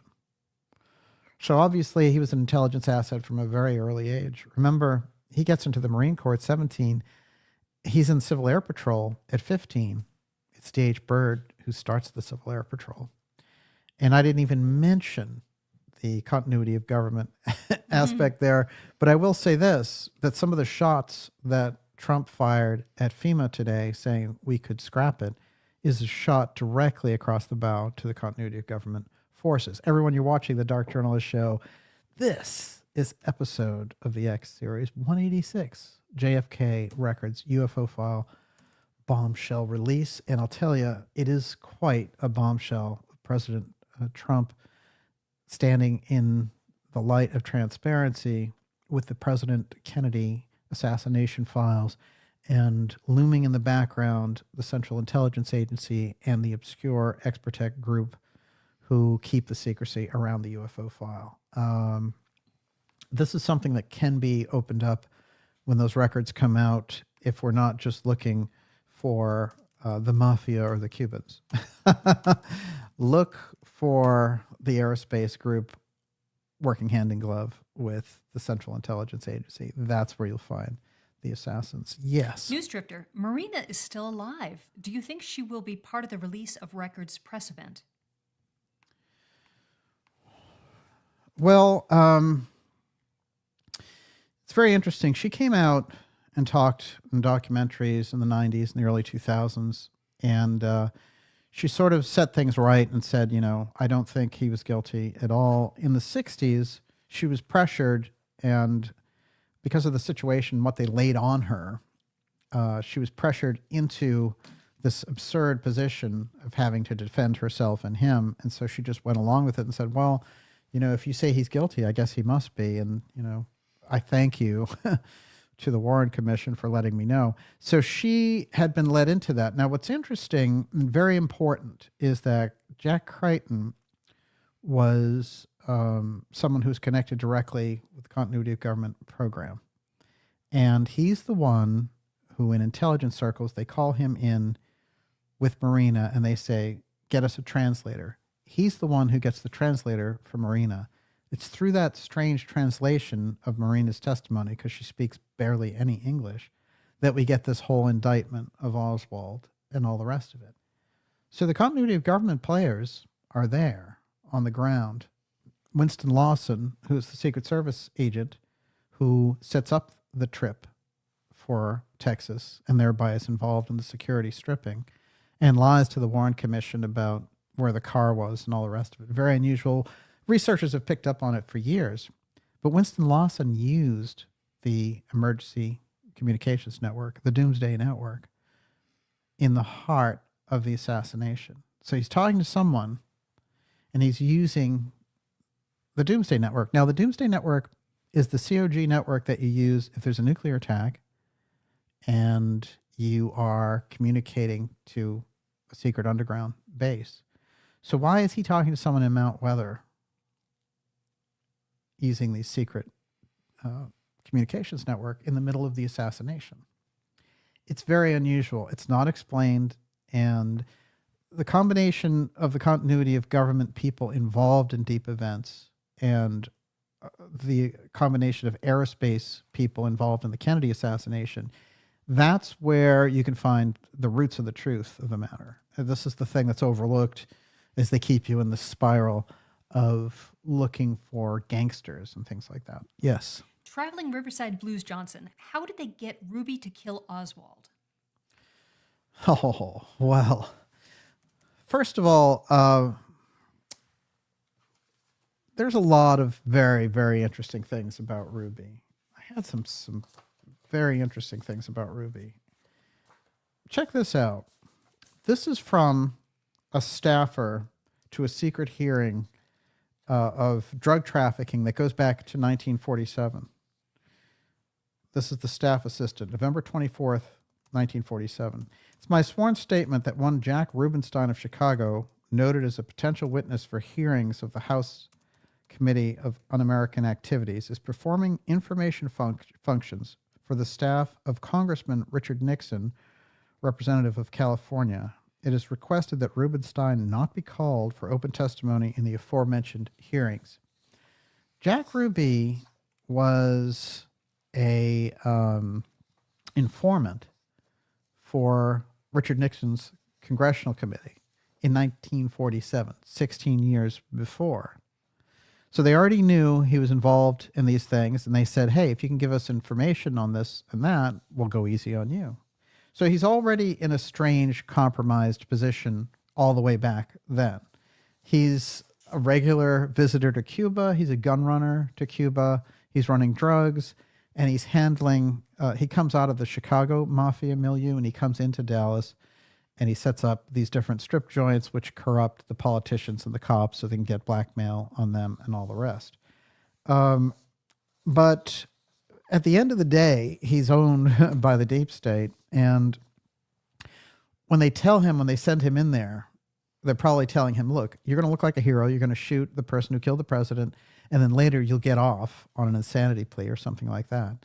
Instead, what happens to him is he starts to degenerate immediately. He goes into paranoid rages and things like that. What's very odd is the person they send in to speak with him, which came out in a few books now, but it's something that JFK researchers have known for a long time, which is that Jolly West, the ultimate kind of psychological operator for the government who worked with people like Charles Manson and stuff like that, he goes in to see Jack Ruby after he's accused of these things, and then Jack Ruby starts to dissemblate. So the pressure put on him, but also the fact that all the cops knew him and all the rest of it. There's a very interesting story that comes from Billy Celestes about Ruby, which is that he had this other millionaire investor who was interested in the Carousel Club, and he's like, oh yeah, well, Jack Ruby, I'll introduce you to him, because Celestes knew Ruby, and so did LBJ. But that millionaire calls him up in a couple of days and says, I had a private investigator look into Ruby, and he's gay. I don't want to get into that. So it's very interesting because there's a signature back there of gay secrecy that has to be understood in the time of the context. It sets them up to be in secret groups. That's why Clay Shaw, he's closeted gay. There's a number of these people around that, J. Edgar Hoover. So there's a large scale gay secrecy thing that is a thread throughout. But you can see that the people on the organized crime side who are in charge of these strip clubs and stuff, they would want a gay guy running strip clubs. Right, 100%. So logical. I also want to mention that on the side, Jack Ruby ran he was like a PR agent for different talent and things like that, so he was like a showbiz agent promoter. So this guy was in a number of different milieus. And I think by the time he's put into the Kennedy situation, he doesn't have any choice. As a matter of fact, there's a very interesting, one of the sheriffs involved in the case comes on and gives an interview. And he says, well, I will tell you this, that the night before we moved him, I got a call from someone, and I kept trying to think, how do I know that voice? I know that voice. And the voice kept saying, you have to move him. You cannot do the transfer at the time. You can't do it there. We are going to kill him. And then later, after the assassination of Oswald takes place in police custody, the guy says, oh my God, it was Ruby who called. So Ruby would have been off the hook. He wouldn't have had to do it. This is the nature of the thing. Ruby is associated with Byrd very early on.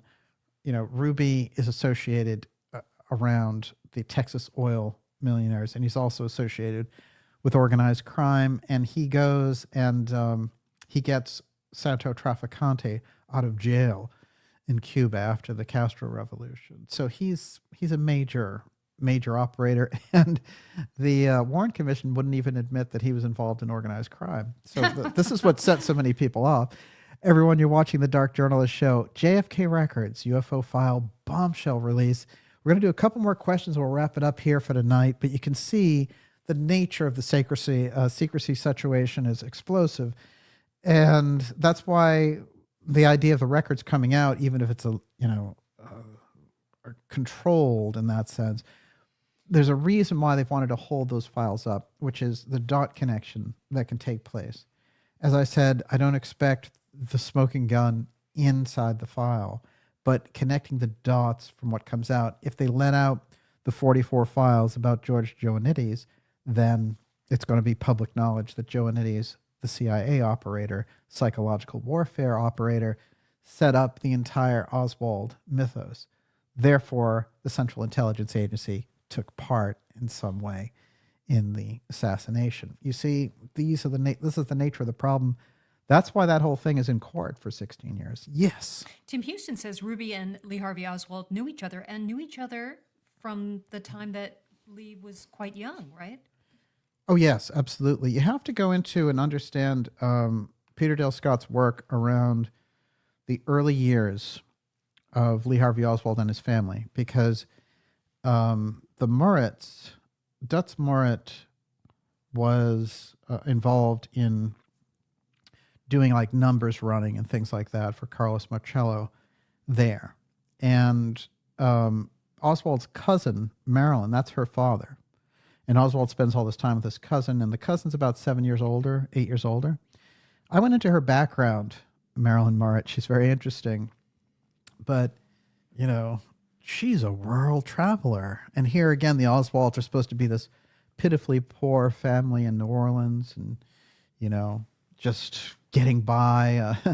Look, this woman then, she went to Panama, she went to France, she went to Japan. She lived in Australia. And they're like, you know, what are you doing? Like, she's like, oh yeah, I went traveling for 3 years. And then what's interesting is when she's in Japan, she meets up with John Pick, who is Oswald's half brother. And she talks about hanging out in Japan with John Pick. And John Pick says, you know, it's interesting. The guy who is over there, who's said he defected to the Soviet Union, you know, the guy that they sent back doesn't look like Oswald. He looks totally different. He's like, you know, he has a bull neck, and he starts to think, well, maybe they switched him. And there was a lot of that. There's a lot of that. Didn't Oswald's brother say something like that? That's him, John Pick. Okay, yeah. He's the half brother. And it's you know, I mean, how close can you get? He's going to know what his brother looks like. And that's in the Warren Commission, the testimony there. But Marilyn Murrett and her world travels, again, the Central Intelligence Agency, what they do is they take a person like, you know, like John Hinckley Jr., or they take a person like Mark David Chapman. Mark David Chapman, on the surface, doesn't have any money. And, you know, he works as a security guard, and he lives a bad life, and he's unhappy. Well, Mark David Chapman, if you look at him, traveled all over the world, including Beirut. And by the way, Marilyn Murrett also went to Beirut. I thought that was pretty interesting. Who goes to Beirut? Well, Beirut is the assassination center. Well, that's the only reason to go to in the Beirut. 70s, we had a CIA station there. Exactly. Nobody would ever go. But for training, they would. Mm-hmm. And it's funny because Chapman goes in that period in Beirut where it's absolutely the worst, you know, war-torn and all the rest. And he's like, oh, yeah, I went there as part of a church group. This guy is going all around the world. He goes to Asia. He goes everywhere. And when he comes back, what does he have by the time they grab him for Lennon's murder? What do they find in his Hawaiian apartment? Incredible, exquisite Dali art. How do you get Dali art if you're making $7 an hour as a security guard? So, you know, these people are moved around by intelligence, but Oswald in particular, look, this is a guy who is 17 years old. He doesn't have any prospects, supposedly, but like his cousin, he's all over the world. As a matter of fact, he's so worldwide that he ends up living in Russia, right? I mean, this is pretty extraordinary. So living in Russia and the Soviet Union in that period was like living in North Korea now. I mean, you could not, there's no way an American could get in there. Yes. Do you think there's any connection there with the Iger sanction? It just occurred to me, you know, how the truth seeps out in fiction. Because he was an assassin, and he basically used all of his That's a Clint Eastwood movie, and it's a fantastic movie. Fun movie. But yeah, he did. He converted all of his...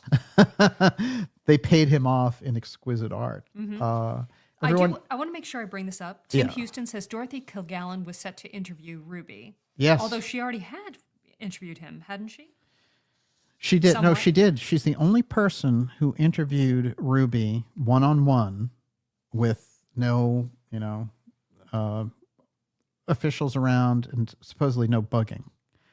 And Penn Jones makes that observation about her. And it's interesting because there have been good books about Dorothy Kilgallen. There's no question that she got to the root of the truth, and she said, I'm going to come out with it. And then she was bumped off.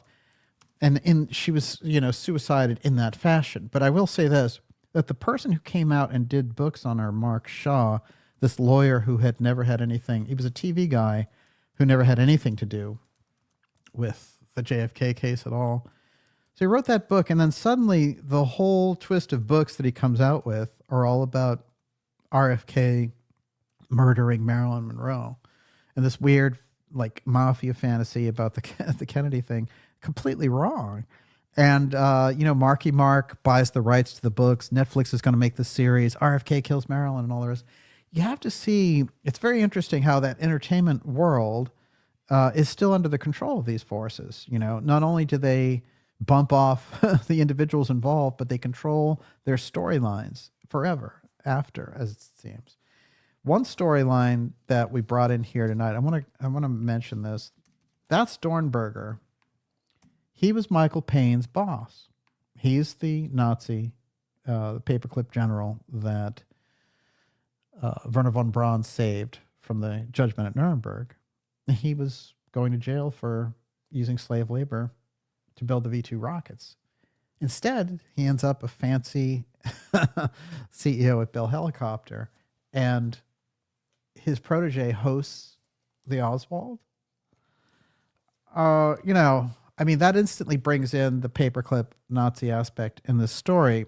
Mae Brussel, of course, very fascinating researcher. She, for years, was way ahead of the curve, and a lot of people know Mae Brussel's work on JFK was stellar. But she brought in these aspects around the paperclip Nazis, and here's what she had to say. When George de Mohrenschildt, who we talked about earlier, the oil geologist, who was the millionaire and shepherded Oswald around, de Mohrenschildt introduced Lee and Marina to the Dallas-Fort Worth White Russian displaced czars. He kept their social level on par with his American contacts. One casual dinner in the company of Michael and Ruth Payne was enough to set the Oswalds' course. George and Jean didn't have to meet with them again. Ruth Payne providing housing for Marina while Lee went to New Orleans. A few weeks later, she drove Marina to join Lee. Ruth returned home from summer vacation in Woods Hole, Massachusetts, and brought Marina to her home in Irving, Texas, while Lee was sat on the bus to Mexico.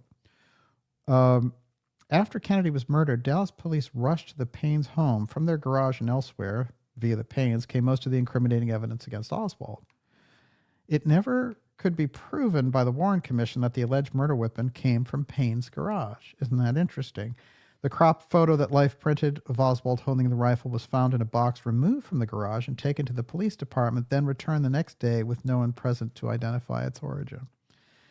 And this goes on here, but she gets into the Payne part around Dornberger, and this is interesting. Pay close attention.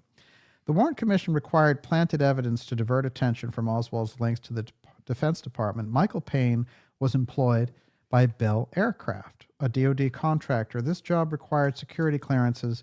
What would the Oswalds, an American defector, and his transplanted Russian wife be doing in his home? An excellent question.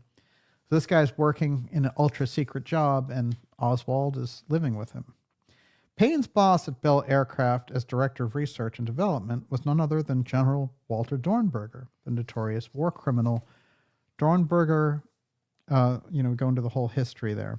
Michael Payne took Lee to a meeting with General Edwin Walker shortly before the assassination. Soon Oswald would be charged with shooting at Walker in April, and the latter would call Nazi cronies in Germany 24 hours after JFK was killed to tell them that he finally knew who shot through his window 7 months earlier. The same Oswald. Who were the Paynes? To believe the Warren Commission and the CIA staff of lawyers, they were Mr. and Mr. Good Neighbor, all heart, altruistic. Ruth simply wanted to learn more Russian from a native. For that price, she housed Marina, a 2-year-old daughter, a new infant, and all the fuss of the mess of 3 extra in a tiny house. Michael Payne was a descendant of the Cabots on both sides. Thomas Dudley Cabot, his cousin, a former president of United Fruit, offered his Gibraltar steamship as cover for the CIA during the Bay of Pigs. Another cousin was Alexander Cochran Forbes, a director of United Fruit and trustee of Cabot, and Forbes. Both Allen Dulles and John J. McCloy were part of the United Fruit team. The Payne family had links with circles of the OSS and the CIA. And let me tell you, it goes a lot deeper. And finally, it says, the British warned the U.S. not to let Walter Dornberger live because even after the war, he was plotting another one. As stated, quote, from their account, Dornberger is a menace of the first order who is untrustworthy. His attitude will turn ally against ally, and he would become a source of irritation and future unrest. The very first call to authorities after the gun went off November 22nd, 1963, was from an employee at Bell Helicopter who suggested Oswald did it. Police never found the source who gave them both Oswald's address and information that day. So you've got that's Bell Aerospace, Dornberger, our rocket program. They're all around this case. You can't shake them off.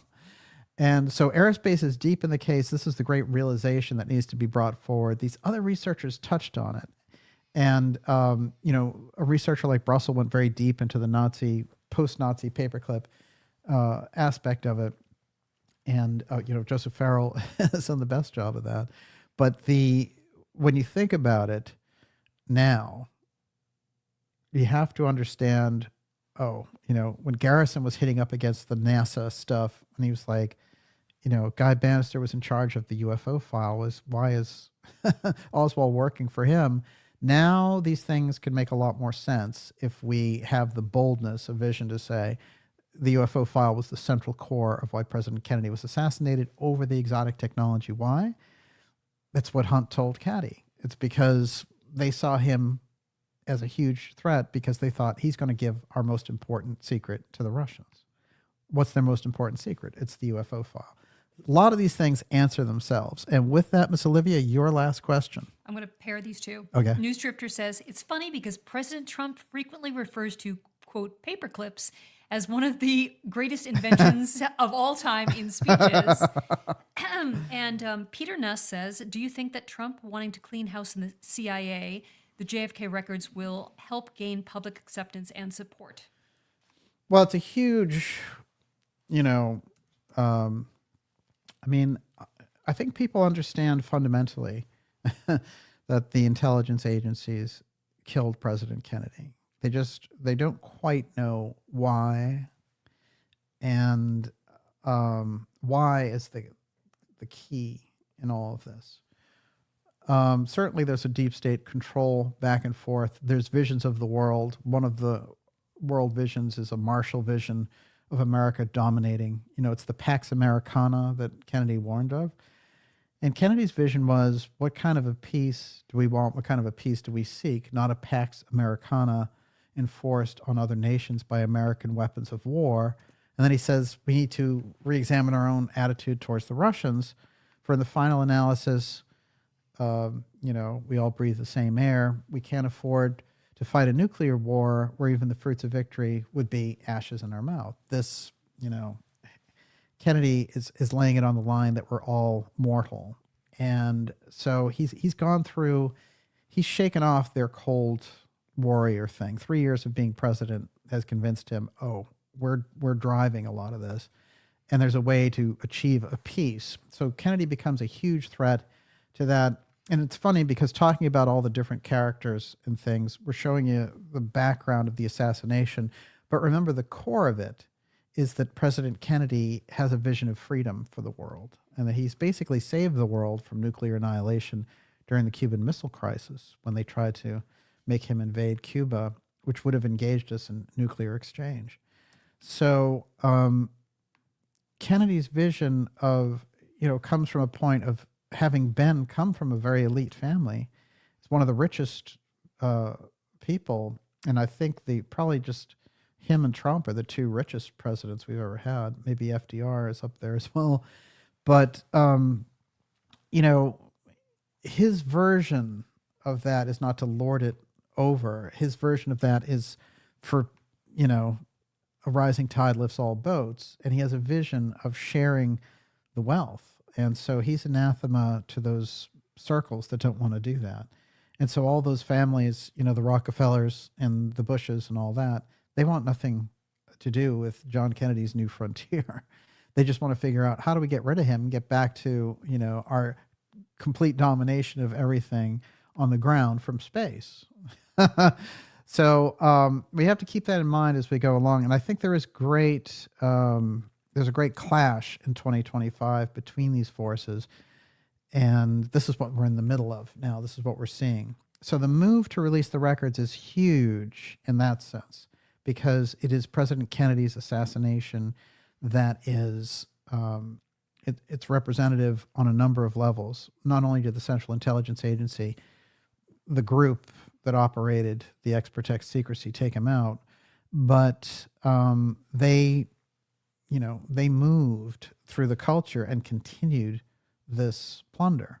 So to expose their crimes changes the dynamic dramatically. And so the efforts on behalf of President Trump for that kind of transparency, it can't be denied. I do feel that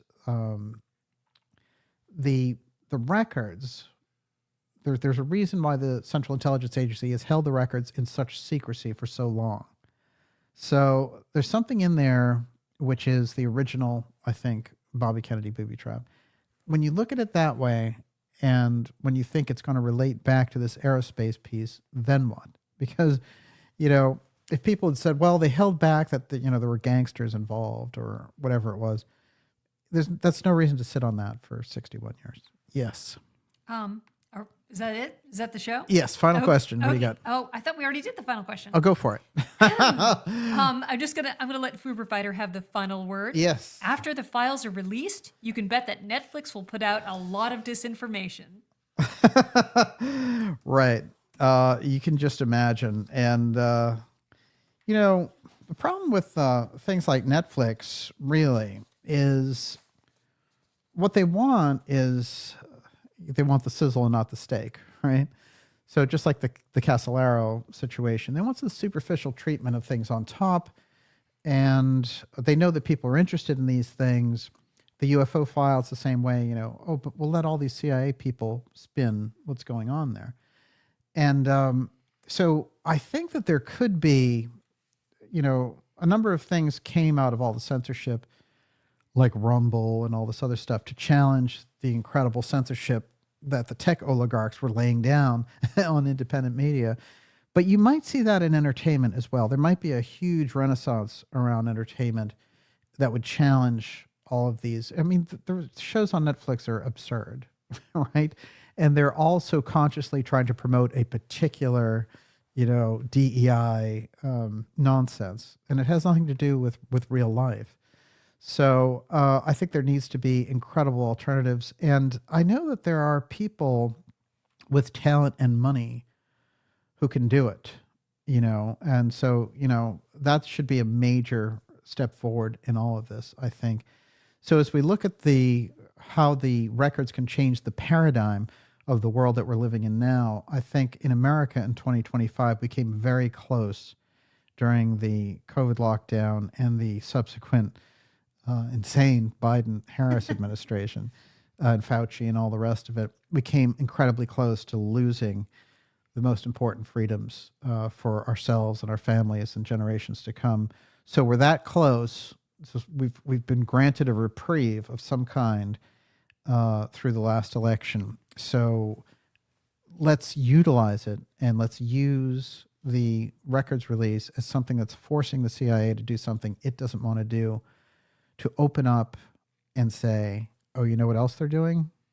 They're involved in this UFO file, false threat narrative, and get that pushback happening on a number of different levels so that we don't end up in some kind of digital concentration camp. I think it's absolutely crucial, and I'll remain committed to that. President Kennedy was committed to it, and a study of his life is an incredibly enriching experience of the things that he learned, the fascinating background that he had, and the changes that he wanted to make, and freedoms that he believed in, and quality of life that he believed in for people. And so he was the real deal, President Kennedy. And we all owe him a great debt of finding out who was behind his assassination and why 61 years later it's shrouded in secrecy. Certainly the Central Intelligence Agency was his greatest adversary during his administration. And there's a number of reasons for that, but one of the reasons that's not talked about is the aerospace exotic technology / UFO file. And that's the thing that we've tried to bring forward, because I think that's the central thrust. And with that, of that crime, yes. We have many requests for you to go to midnight. You only have 8 minutes. I'll do my Kamala Harris impersonation. You better thank a union member. I think that sank the whole election right there. It was pretty bad. Everyone, it's been great. What a fantastic evening, even with the weird blackout, but somehow we made it through. It's great to have so many of you here. We'll be leading up to the release, we'll be covering a number of different angles relating to the secrecy aspect and the life of President Kennedy and the efforts that continued after the Kennedy administration through people like his brother, for example, and how this has all come strangely full circle in 2025 with RFK Jr. and Trump alliance. So there's a very important time that we're living in, and I think we started the year off in, it's very clear with the contrast of, say, the LA fires and, the explosion in Las Vegas and all that, with the release of these records and with the turning around of the great aircraft carrier of the United States through different leadership, the Trump-Vance leadership, that we can get to a totally different place in America. And so we're headed in a different direction. They may be peace talks in the Ukraine with Russia. So yeah, those are the changes that we need, and we're getting them. Yes, go for it. Food Fighter says, as far as the records go, not only do we deserve it, we paid for it, and it's ours. It's so important to reiterate that. Oh, there's no question. There's no question. Remember, the Constitution is there to hold the government accountable to the people, and it's not for the government to lord over the people with. And with that, we'll take your super chatters. What do you got? Super chats coming. And, okay. A Cult Fan, Alarmanine Bay, Dirty Pirate 8313, Nymph, Channeling the Heart Barbara Joyce, Amarillo Gunrunners, Eurythmia's Fun, Melody Lens, Slow Time, Descat Rock, Seeing Sights, JML, John Meskers, KK, Wolfgang McCarthy, The Bikini Truther, Milo in SRQ, Robert Scott, Blues 38, Terry Doherty, Brian Whitaker, GDNPB, Mike Brosnahan, Debbie McAdoo, Tiga Zowry, John Matthews, C.A. Beverforden, Sick of the BS, Sun Hero, and again, Eurythmia's Fun. Thank you so much for your generous super chats. Wow. We really appreciate it. And of course, to all our subscribers, thank you. We couldn't do the work that we do without you. And we really appreciate your support. And I would say to everyone, make sure that you support our work and get behind the things that we're doing here. It makes all the difference to us. So thank you. Sincere thank you. I wanted to mention that, interestingly enough, D.H. Byrd wrote his own autobiography. And one of the things that he did, it's not mentioned in this book, one of the things that he did was to take out the window of the sniper's nest from the Texas School Book Depository and put it in his house as a weird trophy, as it were. But what's interesting is, in this book, I'm an Endangered Species, which is an entire book of his life, he does not mention the Kennedy assassination or that he was the owner of the Texas School Book Depository once. I think applying that negative template tells us a great deal, that when someone leaves something out, it's very telling indeed. And I do feel like when we see these pictures of him in the book with all of his various animal kills and things, that the trophies, as it were, in the Kennedy assassination were to have that Texas School Book Depository window there. So I think that we've got, with Byrd and LTV, a major, major piece of the puzzle in the Kennedy assassination. I'm going to say some shout outs for some people here. What a great crew tonight. And thank you for hanging in there during the blackout. I have no idea what was going on, but I'm glad we're able to get right back in. It makes a great difference. Rosemary Staton, a Cult Fan, Eurythmia's Fun, Fubar Fighter, Scarlet Fire. Excellent. The Devil's Chessboard. It's an excellent book. Excellent book. And I think that there's some interesting things about Rockefeller in there as well. And Ginger K, thank you very much. Thank you. Let's see what else we got. Elsid Barrett says it's a trophy. Exactly. That was the point there. No question about it. And what else have we got? Jonathan McIntosh, the golden age of portals, dimension hopping. Mm-hmm. Right, exactly. I'm sure they've been playing with that. Channel the Heart, Barbara Joyce. It's great to see you out there. Fantastic. Traveling Riverside Blues. Can I Thank you, throw sir. something in there? Yeah, oh, sure. Mr. Wolf earlier said, won't get into details, but yeah, I've seen that kind of thing personally multiple times. Computer shutting down involves a pretty complex IP attack, etc. Oh. However, the baddies can pound sand. Indeed. But Somehow. that's interesting. That was a complex operation. Yeah, well, it's interesting because it shut the entire computer down, which the computer then rebooted. I this haven't is mentioned extraordinary. this. My laptop is acting a little funky also. Oh, yeah. Well, I think there was a lot of interference in general. Somehow we made it through. When are you going back on InfoWars, this Bikini Truther? There's some interesting things coming up there, so stay tuned. Yeah, Alex has done some great things. And I have to say that, hey, shout out to Olivia. Bravo, Miss Olivia, nicely done. Of course, Gigi was out there tonight. Everyone go to gigiyoung.com. Fantastic. We're going to have Gigi on again soon. We've been doing so much. We're going to get back to some interviews coming up. And but also check out the amazing new videos that Gigi's put out at Gigi Young on YouTube. And this will blow your mind. If you want to get deep and you want to get into the mystery, then you check out Gigi's work. Antisocial, Trump in California. Yes, he went from North Carolina to California, calling out FEMA. FEMA, big part of the continuity of government group, no question about it. Kat Goida, awesome show. Thank you, Kat. Great to see you out there. There was a topic we didn't get into. Yeah. We're just kind of hanging out there, which is Stargate. Do you want to address that at all? Oh, yeah. Well, we're going to do more on that. Of course, Stargate is the name of the remote viewing program, and it was chosen for this AI initiative with Trump standing there with a lot of those guys and the tech guys. So there's a lot of dangers around AI, but them using the name Stargate, which is so tightly interwoven, it's an unusual name for their AI program, let's face it, but it's so tight with the remote viewing psychic program, Psychic Spies. I mean, it's just off the charts. Rotten Cryptobits said Stargate makes a home for Ahriman. Oh, I believe it. I 100% believe it. We have an Ahriman show coming up. It's coming up soon. Truth Muse, Race Story. I know Kate's out there. It's great to see you. Christina Mystic. Love Gigi. Oh, that's great. There's a Gigi fan right there. God bless you, everybody. Joseph Tugas.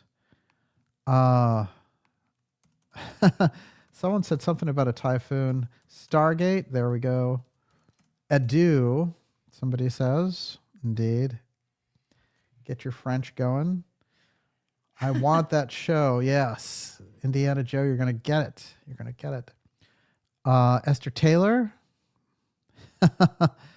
Oh, Najat. Good night, dear Olivia, she says. Song of Prayer. Thanks for the movie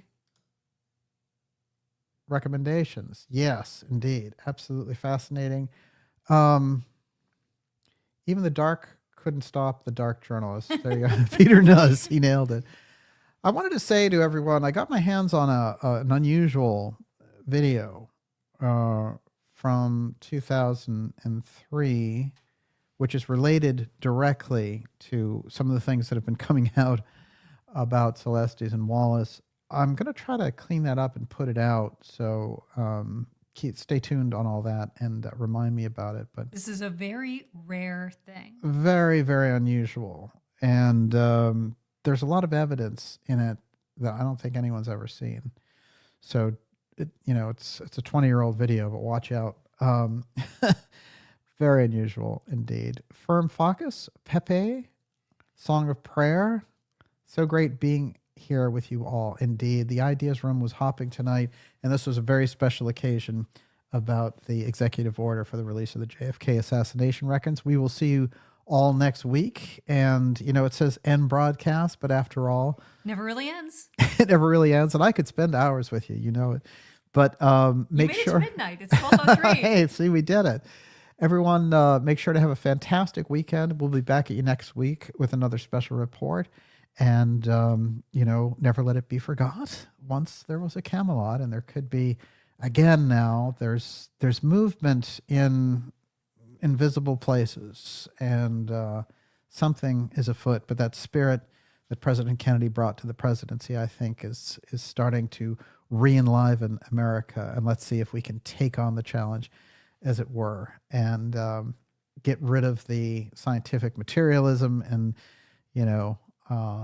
the insanity of the digital control grid, and move that whole course of history into something else. That's where we could be headed. So that's what we're going for. And we'll see you all next week. God bless. Fantastique.